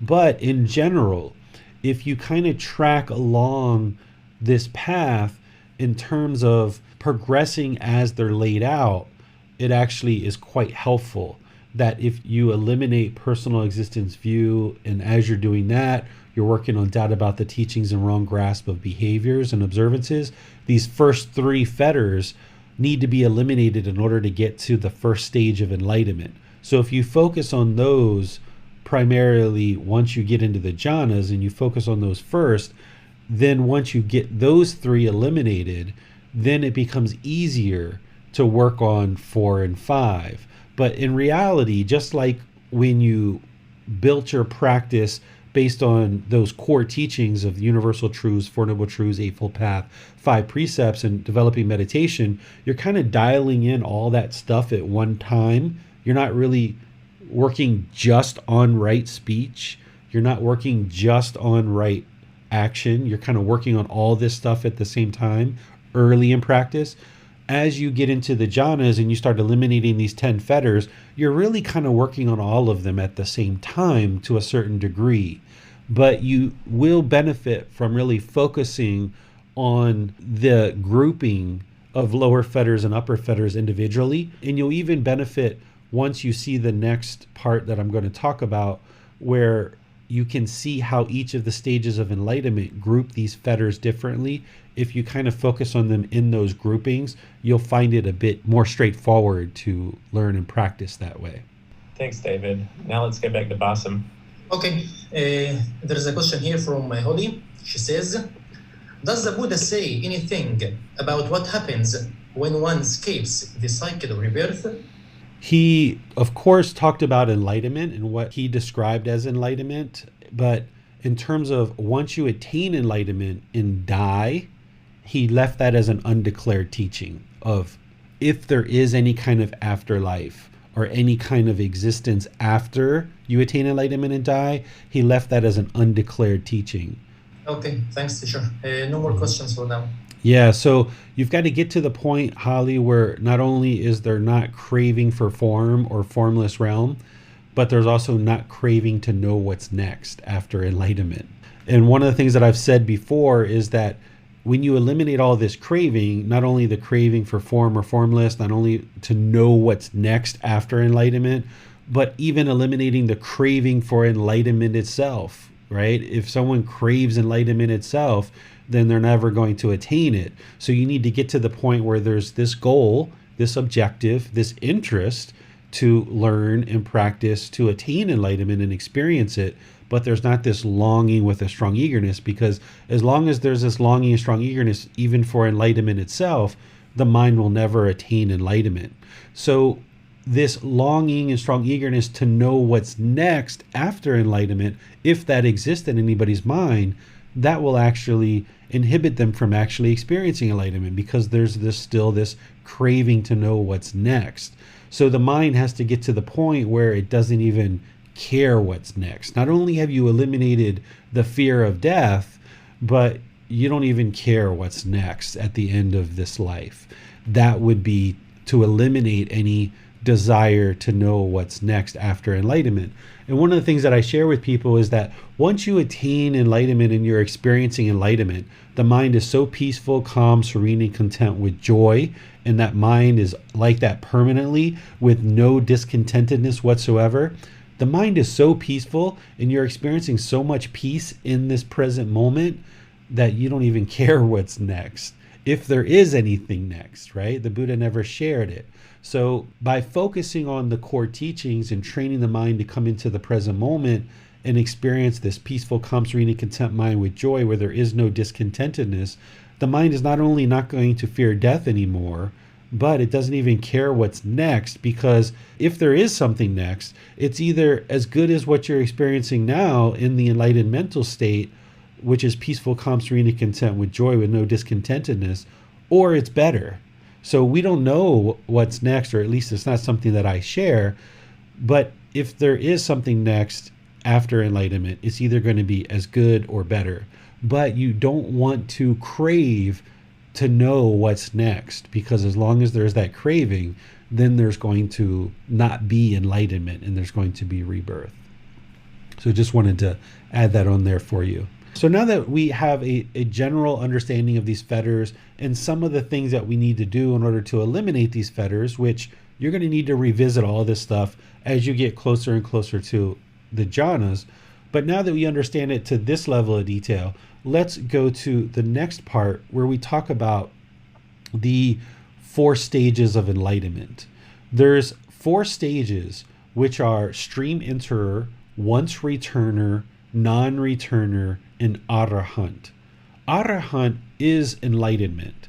These other 3 earlier stages are not yet enlightenment, but there's lots of benefits associated with these other stages. And then there's an individual called a Buddha. A Buddha isn't an actual stage of enlightenment, but it's an actual individual, which we're going to talk about as part of this as well. So it's not the actual stage of enlightenment. And the last Buddha currently known to the world existed over 2,500 years ago. And the world is unaware of any Buddha that has existed since his lifetime. But it's not a stage of enlightenment. A Buddha is actually an arahant. But we're going to talk more about what a Buddha is as we get going here.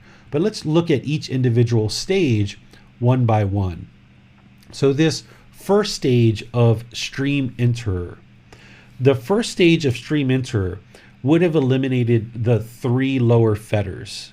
The stream enterer would have eliminated the first 3 fetters of personal existence view, doubt about the teachings, and wrong grasp of behaviors and observances. And in order to have done that, they would, again, already understand those core teachings, the 3 universal truths, 4 noble truths, 8-fold path, 5 precepts, the natural law of Gama. They would have a really well-developed meditation practice, and a lot of other things would be really clicking, that they would have already entered into the individual 4 jhanas, which are these 4 phases that we talked about in our last class. And the mind would now have focused on eliminating these first 3 fetters, and now the mind would be in this first stage of enlightenment called stream enterer. And we call it stream enterer because the Buddha talked about attaining enlightenment like entering into the stream, like a river. And this stream essentially leads to the ocean being enlightenment. So once you've kind of stepped into the stream, or you've entered the stream, you're going to attain enlightenment at some point, either in this life or some future life. Once you attain the first stage of enlightenment, the mind will not regress from that point. You will never go back to doing things the way that you used to in the past once you've attained this first stage of enlightenment. In the earlier parts of practice, if you give up or you stop meditating, even when you're in the jhanas, the mind can revert backwards. But once the mind is in the first stage of enlightenment as a stream enterer, the mind won't regress backwards. Okay? As a stream enterer, you will either attain enlightenment in this life as you will continue to progress through all the other stages of enlightenment, or if you die in this first stage of enlightenment, then there will be no more than 7 more rebirths directly back into the human realm, and you will attain enlightenment on some subsequent birth. So if you die as a stream enterer and say this was your first existence, then either in that second, third, fourth, so forth and so on, you will attain enlightenment at some point. It's just a matter of time, right? In this stage of enlightenment, discontentedness has been decreased significantly, but there's still discontentedness, because here in this stage of enlightenment, notice that there's still ill will. So this person's still going to be getting angry. There's still going to be some hostility. There's still going to be some resentment, but they've cleared up a lot of the challenges in the mind through eliminating these first 3 fetters. From there, the individual's then going to start focusing on the 4th and 5th fetter. And here, this is sensual desire and ill will. They'll start thinning this out. And what thinning out the fetters mean is that in the earlier parts of your life, for example, if we use this one of sensual desire, one of the primary sensual desires that we have as human beings is the desire for sexual contact. What people will see as they start thinning their sensual desire is they'll see a decrease of interest in sex. And they're not as interested, and even when they have sex, it's not as pleasing as it maybe once was at an earlier part in your life. So there's this thinning of interest in sexual contact. Maybe in one part of your life, you had 3, 4, 5, 6 partners, and you were moving around from partner to partner to partner, where now there's this thinning of the sensual desire, and there's just one partner, and there's just one healthy relationship. And even in that particular relationship, there's not this overly excessive craving of gotta have sex every day, every day, every day, or something like that. It's just been thinned out. And there's other sensual desires, of course, but I just use this one as an example. And likewise, this 5th fetter of ill will has been thinned as well by the time someone's moved into this second stage of enlightenment as a once returner, where there's still this anger, there's still some resentment, but it's been softened significantly. This person as a once returner isn't going to experience rage. They're not going to experience uncontrollable anger. They're going to get angry. They're going to get frustrated. They're going to get irritated. And they're going to know that they're frustrated and irritated, but it's not going to be uncontrollable rage like they might experience earlier in their life at some point. So this ill will has been thinned, where with a large part of the world, they're practicing loving kindness and compassion, but there's still some people in their life, kind of a handful of people that they just have resentment for. But the vast majority of the world, they have loving kindness and compassion for. But there's just some people that they just feel like they just can't get along with because they're still holding on to a little bit of this ill will. So this would be a once returner. And a once returner, having gotten to this stage of enlightenment, would come back to the human realm just one more time, because they have some residual craving and clinging that they need to eliminate from the mind in order to get to full enlightenment. So if somebody attains the once returner in this life and they die, they're going to come back to the human realm one more time, and in that existence, they're going to attain enlightenment. Do you guys have any questions on these 2 stages of enlightenment? There are no questions at this time, David. Okay, so let's talk about the next 2 stages. The next stage is called a non-returner. This is someone who actually doesn't come back to the human realm, but if you die in this stage of enlightenment, you will actually be reborn into the heavenly realm. But remember, the heavenly realm isn't the final goal. It's not the ultimate goal. There's still existence in the cycle of rebirth.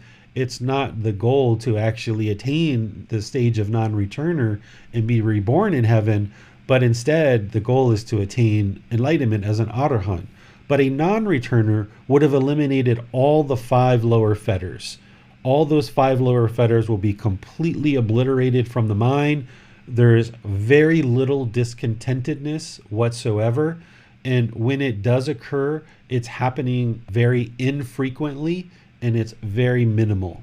It's almost like living in heaven on earth, that there's an enormous eradication and elimination of discontentedness, but there's still some discontentedness here and there. Maybe once every 3 months, once every 6 months, once a year, the mind is experiencing some discontentedness because there's still some residual craving. There's still this holding on. There's still, as you see, these upper fetters. There's still this desire for form potentially.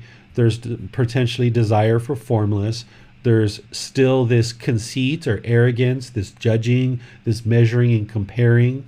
There's still this restlessness potentially of this active mind, this lack of singleness of mind. And there's still some ignorance. They still don't quite fully understand all the teachings, and they haven't fully moved all the teachings into practice yet. So that's why there's still some residual discontentedness that it happens periodically, but it's less frequently, and when it does occur, there's less intensity. For someone to attain this enlightenment as an arahant, then they would have eliminated all the 10 fetters. And once you attain these other stages, that's the time to then start focusing on the higher fetters. So you can always be working on ego, right? Because this conceit, this arrogance and pride, this measuring and comparing, this judging, this one is one of the most challenging for most people to eliminate. So even now, early in your practice, wherever you see arrogance or pride or measuring or comparing or judging of others start to arise, you can cut that off and eliminate it. There's still going to be some there, and the fetter itself isn't eliminated, but it often takes many years to eliminate the conceit in the mind. So you don't necessarily have to wait until you attain the stage of non-returner to start focusing on something like conceit, which is part of the upper fetters. Instead, you can be always actively vigilant in working to eliminate this arrogance or this conceit that we talk about. And the same thing with restlessness. When you see the mind is overactive or there's no singleness of mind, you can actually be working on that now, even though you're not at these other stages of enlightenment. You don't have to necessarily wait to work on some of these things. You can actually be incorporating some of them as you go and kind of dialing them in more and more and more. Do you guys have any questions on either non-returner or arahant? Yes, teacher. A question here from Holly. She says, is there a way to know what stage we are in, or this is something we don't need to know? The answer is yes, there is a way. These stages of enlightenment are for your personal development purposes so that you can kind of plot your plan. It's kind of like a map of helping you go from point A to point B.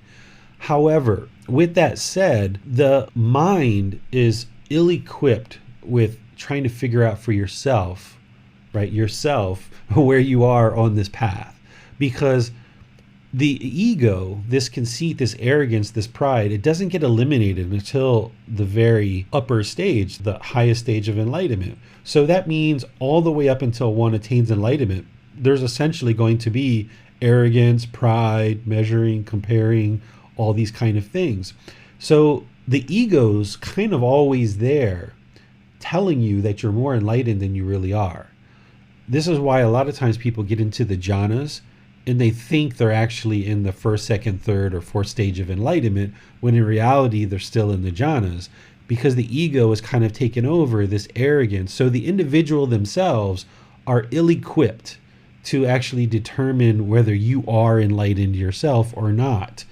It's actually other people. This is why the community is so important, to be practicing within a community of people that understand enlightenment, because they can help you to understand where you are on the path and help you continue to progress, because everyone in the community should be interested in seeing more and more and more people attain enlightenment, because the more people in the community that attain enlightenment, the better for everyone, because then all of us can be helping each other to progress on this path as people reach out and seek guidance.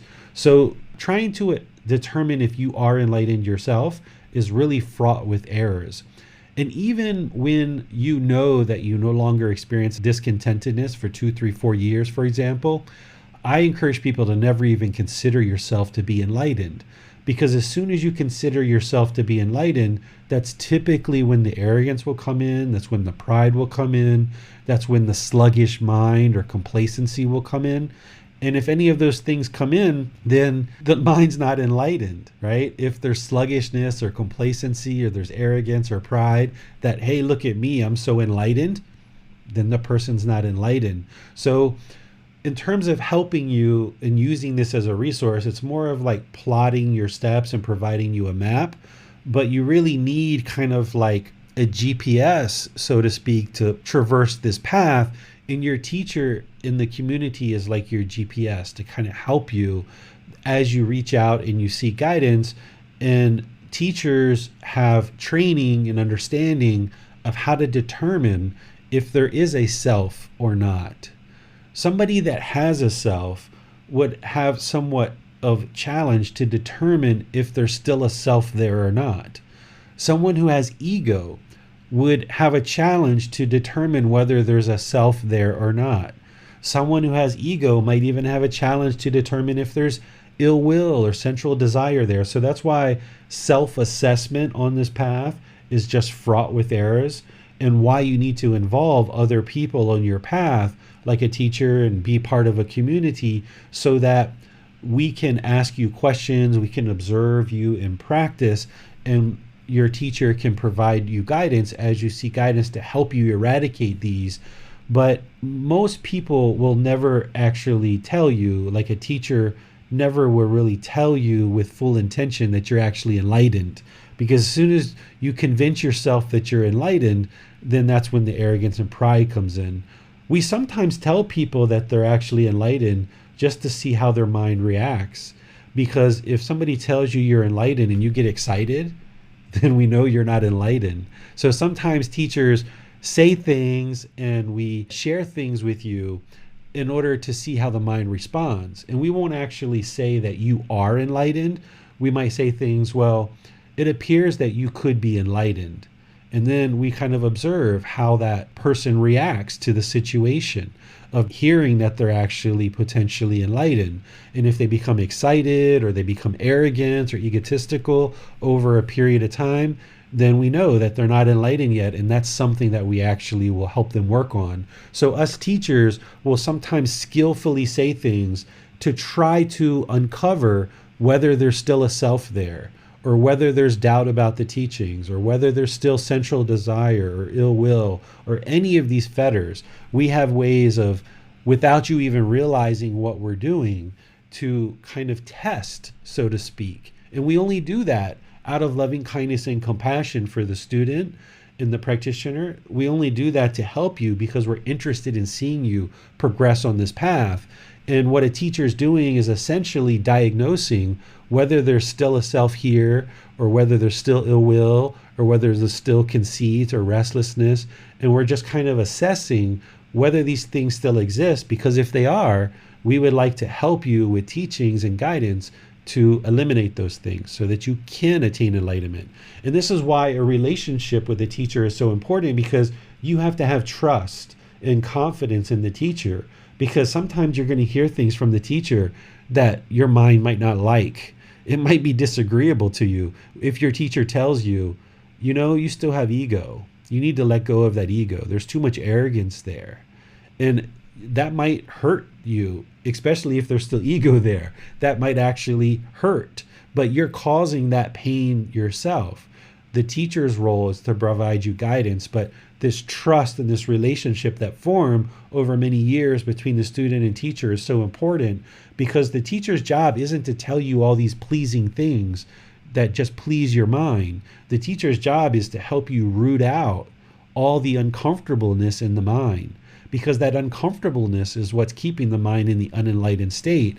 The goal is to get you to this peaceful, calm, serene, and content mind with joy, that no matter what is being said around you by whoever is saying it, your mind is always peaceful, calm, serene, and content with joy. So there needs to be this trust in both directions, and this respect and this gratitude in both directions between teacher and student, so that you feel comfortable with receiving feedback from a teacher that can tell you, yeah, there's still ego there. You need to work on that. I still see some arrogance, or however else a teacher might choose to communicate that to you.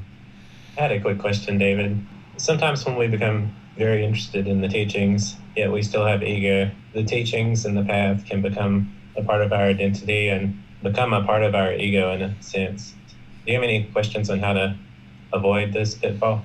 This is something that I talk about in the frequently asked questions of the book, but I'll talk about it here too, is all these labels of Buddhist, Christian, Muslim, Hindu, all these different things, and all the other labels that we assign, right? Like African American, Caucasian, Hispanic, Pacific Islander, Asian, all of these different things.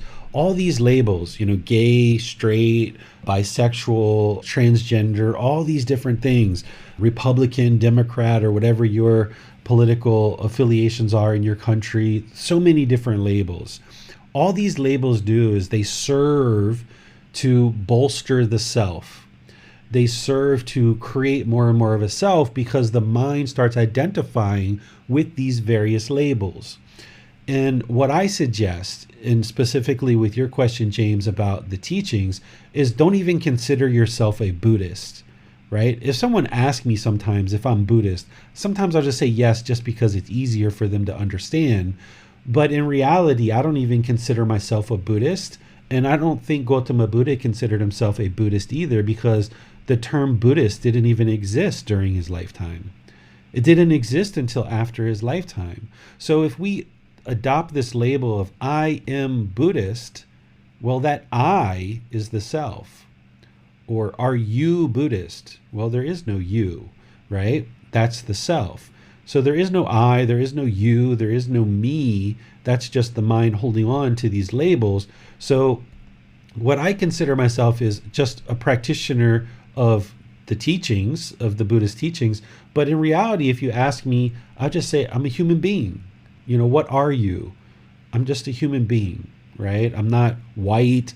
I'm not Caucasian. I'm not Republican. I'm not Democrat. I'm not gay, straight, homosexual, heterosexual, transgender, all these different labels that people assign. I'm just a human being, and we're all the same. So instead of identifying as being a Buddhist or a Buddhist practitioner, I suggest people just get rid of all these labels and just focus on being a good human being. And being a good human being involves having wisdom, moral conduct, and mental discipline, where the mind's peaceful, calm, serene, and content with joy, moving along this path, not judging others, and viewing all people as equal. Thanks, David. Those are all the questions we have for now. Okay, so let's talk about what a Buddha is, okay? This isn't a stage of enlightenment. It is an actual individual. A Buddha has actually attained enlightenment. So they've actually gone through and they understand the three universal truths, the Four Noble Truths, all those things I've been saying today are the core teachings, as well as the natural law of karma, the three poisons, the how to eliminate the fetters, all these other things. They understand all these different things. But they actually attained this eradication of the 10 fetters through their own efforts. They didn't have the guidance of any teachers whatsoever on this path. They actually figured it all out by themselves. And that's what Gotama Buddha did. He went out into the forest and he figured it all out, and he attained enlightenment on his own. That's one of the key criterias of what a Buddha is.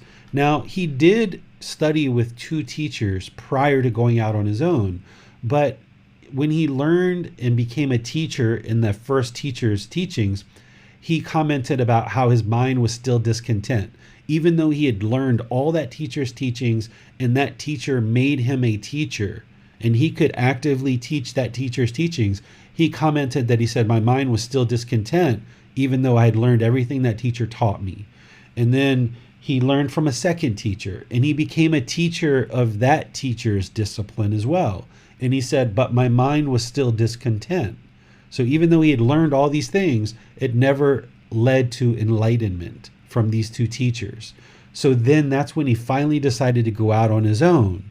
So those first 2 years of his journey, he was studying with these two teachers, but it never led to enlightenment, right? So then when he went out on his own for the preceding 4 years, a total of 6, that's where he ultimately gets to enlightenment. He discovers these teachings on his own. He observes these natural laws of existence through his own observations, through his own practice. He actually evolves to the point where he completely eradicates discontentedness of the mind, and he knows that because he's no longer experiencing discontentedness. And then eventually he comes back and starts teaching. So not only does a Buddha attain enlightenment on their own throughout their life without the guidance of any teachers, but then the second criteria is that they declare certain teachings and they share those teachings. The reason why they declare teachings is because they attain enlightenment on their own without the benefit of anyone else. So nobody else in the world at that point understands the teachings that lead to enlightenment as that particular Buddha does. He understood the teachings in a unique way that nobody else during his lifetime understood. So he declared through 45 years of teaching what are the teachings that led to his enlightenment. The enlightenment that he experienced over those 6-year journey, what were those teachings? And he declared those over 45 years of his life, and he shared them with more and more and more and more people, which led to the enlightenment of countless other people during his lifetime. So that's the second criteria, is that a Buddha is going to declare teachings and lead countless other people to enlightenment during his lifetime. Then the third criteria is that once the Buddha dies, this individual is going to leave the teachings in such a condition that countless other beings attain enlightenment after their death. So these are the 3 primary characteristics that help us to identify a Buddha. Someone who attains enlightenment by themselves without the help of any teachers. Someone who declares teachings and shares them with countless people during their lifetime, leading to the enlightenment of countless people during their lifetime. And then they leave the teachings in a condition that once they die, there's countless other people after them that will attain enlightenment based on the teachings that they declared during their lifetime. So those are the 3 primary characteristics. But there's also many other characteristics of what makes a Buddha a Buddha. One of the reasons why we know Gotama Buddha was a Buddha is because he attained enlightenment by himself. He declared and shared teachings where countless people knew that they had attained enlightenment because their mind no longer experienced discontentedness. And he left the teachings in such a condition that countless other people over the last 2,500 years have also attained enlightenment. And that's how we know, because the people that are versed in his teachings and have experienced enlightenment, they know that this person was an actual Buddha. They have no doubt that he actually was a Buddha. Some other things that a Buddha experiences that is unique to this individual is that they have a profound memory. Their memory is able to recall details of very detailed aspects of their current existence and of their past lives. A Buddha has such a profound memory beyond that of which an average human being would have. A Buddha can recall countless details about their current existence and their past lives as well. Their memory doesn't get overwritten like an average human being.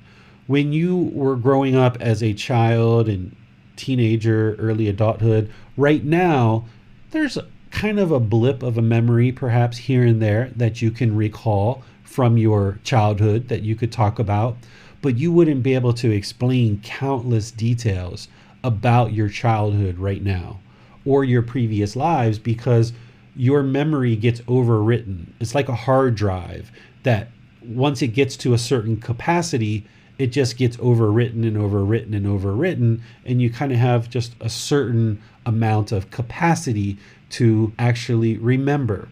But a Buddha, this individual, their mind doesn't get overwritten. It's almost like there is no capacity. It just keeps growing and growing and growing, and they can just add more and more and more and more wisdom, and they can retain all of this understanding. And this is what makes a Buddha such a profound teacher, is that they can remember so vividly not only their life, but they can remember the actual teachings themselves, and they can very deeply teach because their memory is so profound that they can accumulate and hold on to the wisdom that they experienced during their enlightenment.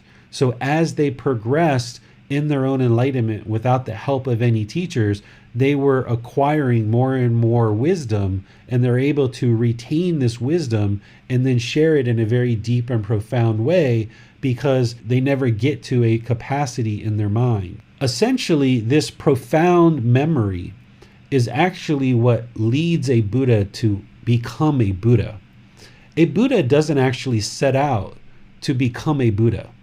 They don't wake up one day and say, you know what, I would like to be a Buddha. Let me go try to be a Buddha.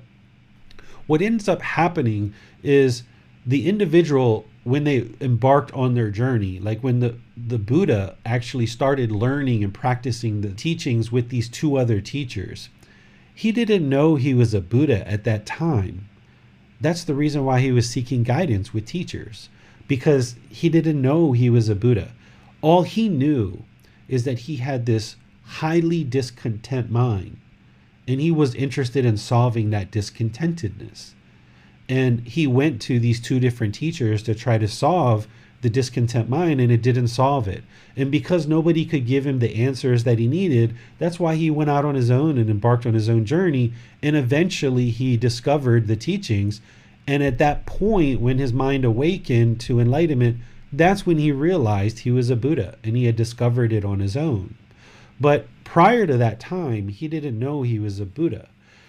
Initially, his mind was experiencing so much memory that's one of the reasons why it became so discontent. But then once you embark on this journey and this individual attains enlightenment, the mind is now purified and they have this deep, profound memory. The problem that motivated them and pushed them into actually attaining enlightenment on their own actually becomes an asset as a Buddha. Because now this profound memory that they're able to understand all of this wisdom and acquire more and more wisdom, they're now able to use that in the benefit of their students to now be able to actually share the teachings and teach in a very deep and profound way to help countless people during their lifetime and then beyond after their lifetime. So this profound memory and the ability to remember countless details of their current existence and past existences is one of the other criteria that makes a Buddha a Buddha. And it becomes the problem of this memory that motivates them into attaining enlightenment actually becomes an asset upon their awakening to enlightenment. A Buddha can, because of their deep wisdom, can actually quickly determine the condition of another person's mind.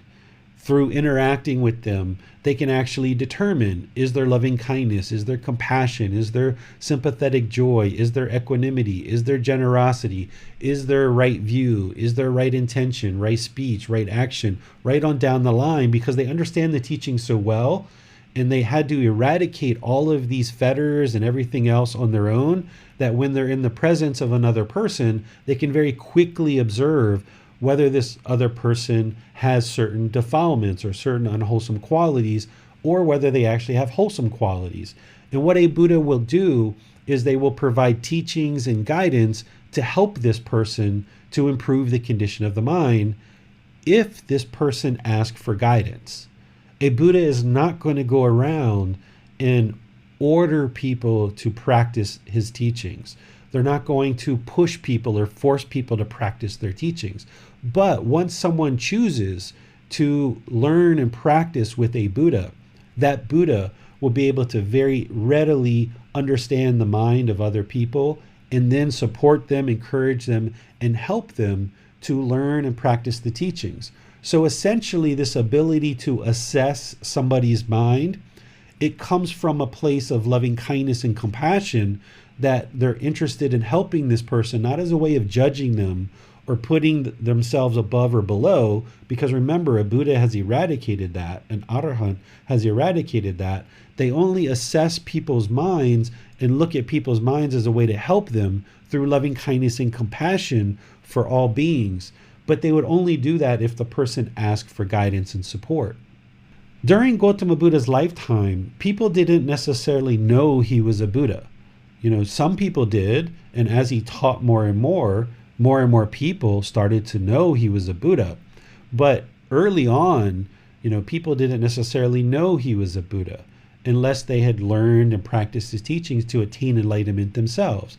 And this is actually one of the assets and benefits of a Buddha, is that nobody actually knows that he's an actual Buddha. So now he can more clearly see people's minds. So during the lifetime of a Buddha, there were people who got angry with him. There were people who disagreed with him. There were people that tried to argue with him. There were people that had ego and tried to come on top of him. And because people didn't know he was a Buddha, then he was able to very clearly see this. Because if everybody knew he was a Buddha and there was like some grand announcement in the world and they announced that there's this Buddha, well, then perhaps people, some at least, would be very observant. They would be on their good behavior. They would kind of put on a certain veneer when they're around the Buddha, and he wouldn't be able to very clearly see their mind. So one of the biggest assets of a Buddha is that nobody knows that he's an actual Buddha. And this allows that individual to more clearly see people's minds and help assess their mind, and then help to give them teachings when they seek guidance to help improve the condition of their mind. If everybody knew who the Buddha was, then he wouldn't have this asset to help diagnose and assess people's minds through clearly being able to see their mind, because people aren't putting on this veneer around the individual that we know of as the Buddha. So this ability to understand people's minds, observe their mind, and provide them teachings is an important asset that a Buddha would have.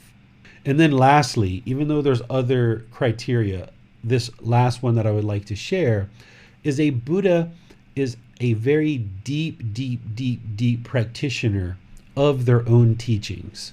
They will be leading by example. They will be a living, breathing, walking example of their teachings.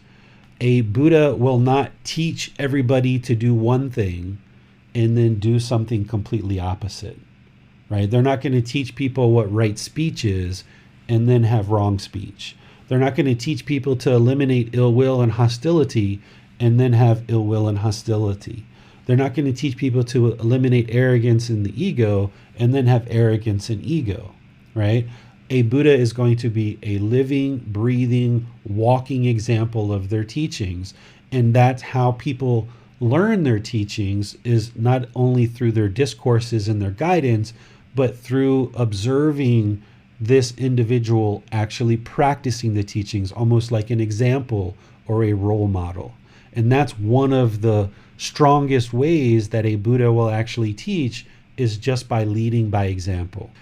So let me stop here and see what questions you guys have on anything related to what a Buddha is. Looks like we have no questions at this time, David. Okay. Well, being sensitive to the time and observing where we are in time, I'm actually, even though I thought to include the 7 Factors of Enlightenment in today's class, I will postpone it for another class session, because we were already going to cover this in chapter 3, but I had planned to spend a little bit extra time on it today.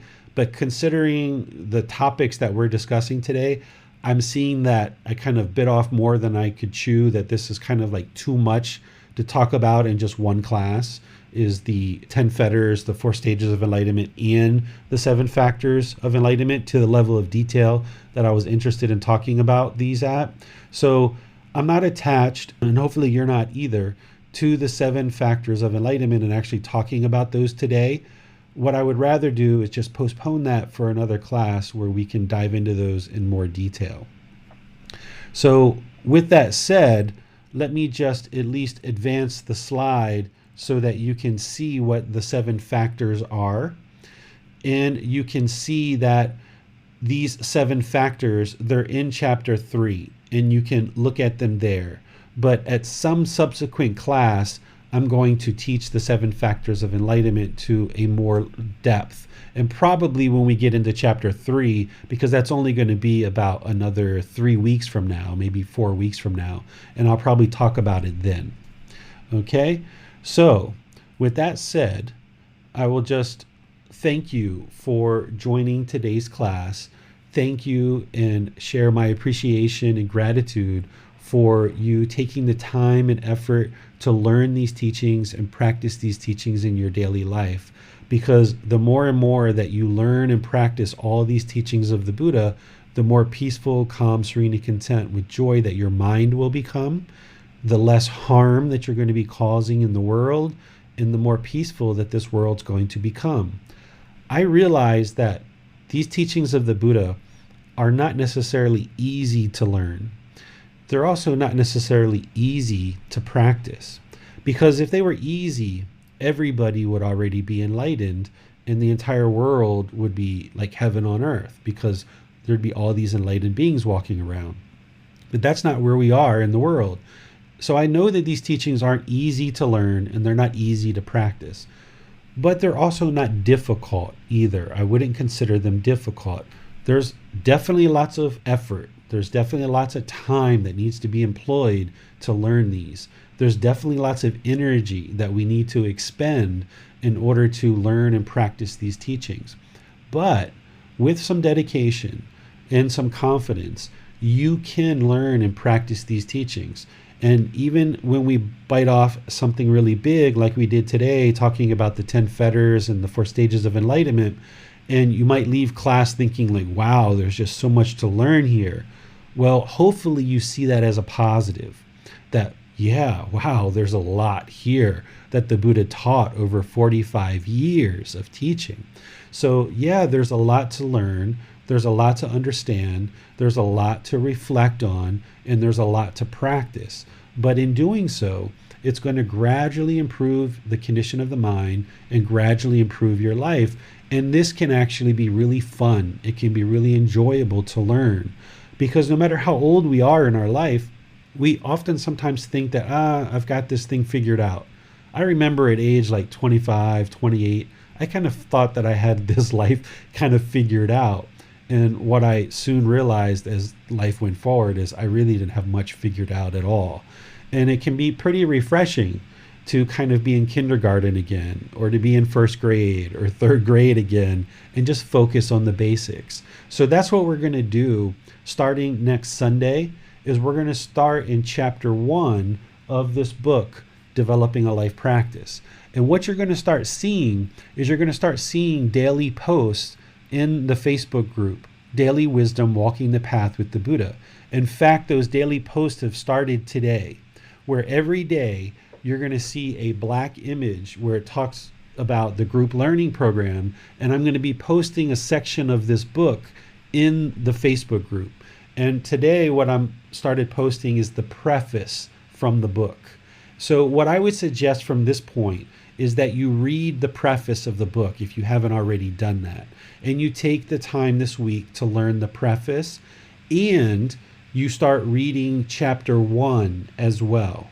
Because on Sunday, I'm going to do a talk about chapter 1 and help you to understand chapter 1 and take any questions that you have on chapter 1. So if you've read the preface and you've read chapter 1 before class, then you're going to get more out of the class itself. But if you prefer to come to class first and then read afterwards, you can do that as well. Or you can do it both ways. You can read before class, you can have the class and ask questions, and you can also read after class as well. Some people like to do it that way. These posts that I'm making in the Facebook group, you can read them if you want. It's just the content from the book that I'm splitting out and posting day by day by day. But the main reason why I'm making these posts in the Facebook group is it's an opportunity for you to ask any questions. So I'm giving you all these opportunities all these resources to learn from and all these opportunities to actually ask questions. So you can post a question anytime in the Facebook group about anything you would like to ask questions about. But also, by me posting these posts every day, it's kind of a reminder for you to be sure you read the book, but it's also an opportunity for you to ask any questions that you would like on those posts. So feel free to use the Facebook group as kind of a central hub to gain access to all the resources, to watch the live streams, to watch the online classes, to ask questions and seek guidance with me. The way the Facebook group is set up is members aren't teaching each other. They're just asking questions and seeking understanding in the teachings, and then I share that with you in the Facebook group. So we're kind of now about a month into this group learning program, and now we're going to officially start with each individual chapter. And this is where you might start being interested to read the chapters. You will attend the live classes. You might even watch the videos or listen to the podcast from the previous classes that I taught on each of the individual chapters. You might decide to take the quizzes. You might decide to use the audiobook to read. There's all these different resources. And if you truly digested all the resources, it would actually be a full-time job for you. So if you're retired or you're out of work, this can be your new full-time job. But if you are working and you have a family and these other things that are part of your life, you just decide which things you feel that you would like to engage with. Is it the reading? Is it the classes? Is it the audiobook? Is it the quizzes? Is it the personal guidance? Is it, what is it? And you decide what mix of these things you start interacting with in order to learn and practice the teachings. It's totally up to you, because it's your independent journey, and only you know the amount of time, effort, and energy that you have to devote to all these different resources of the classes and so forth to learn. If all you ever did is showed up to these classes on Sunday or Sunday and Wednesday, that's great, lovely, glad to have you, wonderful. If you decide to go beyond that and you decide to read or listen to podcasts or the audiobook or take the quizzes or what have you, wonderful, great, glad to see that. If you decide to reach out and schedule some personal guidance and schedule those appointments with me, great, wonderful. I don't have any expectation of you. I'm not requiring anything of you. I'm only providing the guidance and the resources, and it's up to you to decide what things you would like to engage with. So thank you for your dedication. Thank you for choosing to learn and practice these teachings. Thank you for choosing that Gotama Buddha's teachings are something that can be beneficial for your life. I'm here to help you. You just decide how you would like to progress with all these different resources. So I'll either see you on next Sunday, where we're going to be talking about chapter 1, or maybe perhaps this Wednesday, when we're going to be teaching loving kindness meditation in our Wednesday class, or if you're participating in the Saturday classes where we're learning the Pali Canon in English, I may see you there as well. But in the meantime, have a lovely rest of your day, and remember to treat everyone polite, kind, friendly, and respectful. Until then, Sawadee Khap. Thank you for listening to this podcast. To provide support for this podcast, visit patreon.com/support Buddha. To access more teachings, visit buddhadailywisdom.com.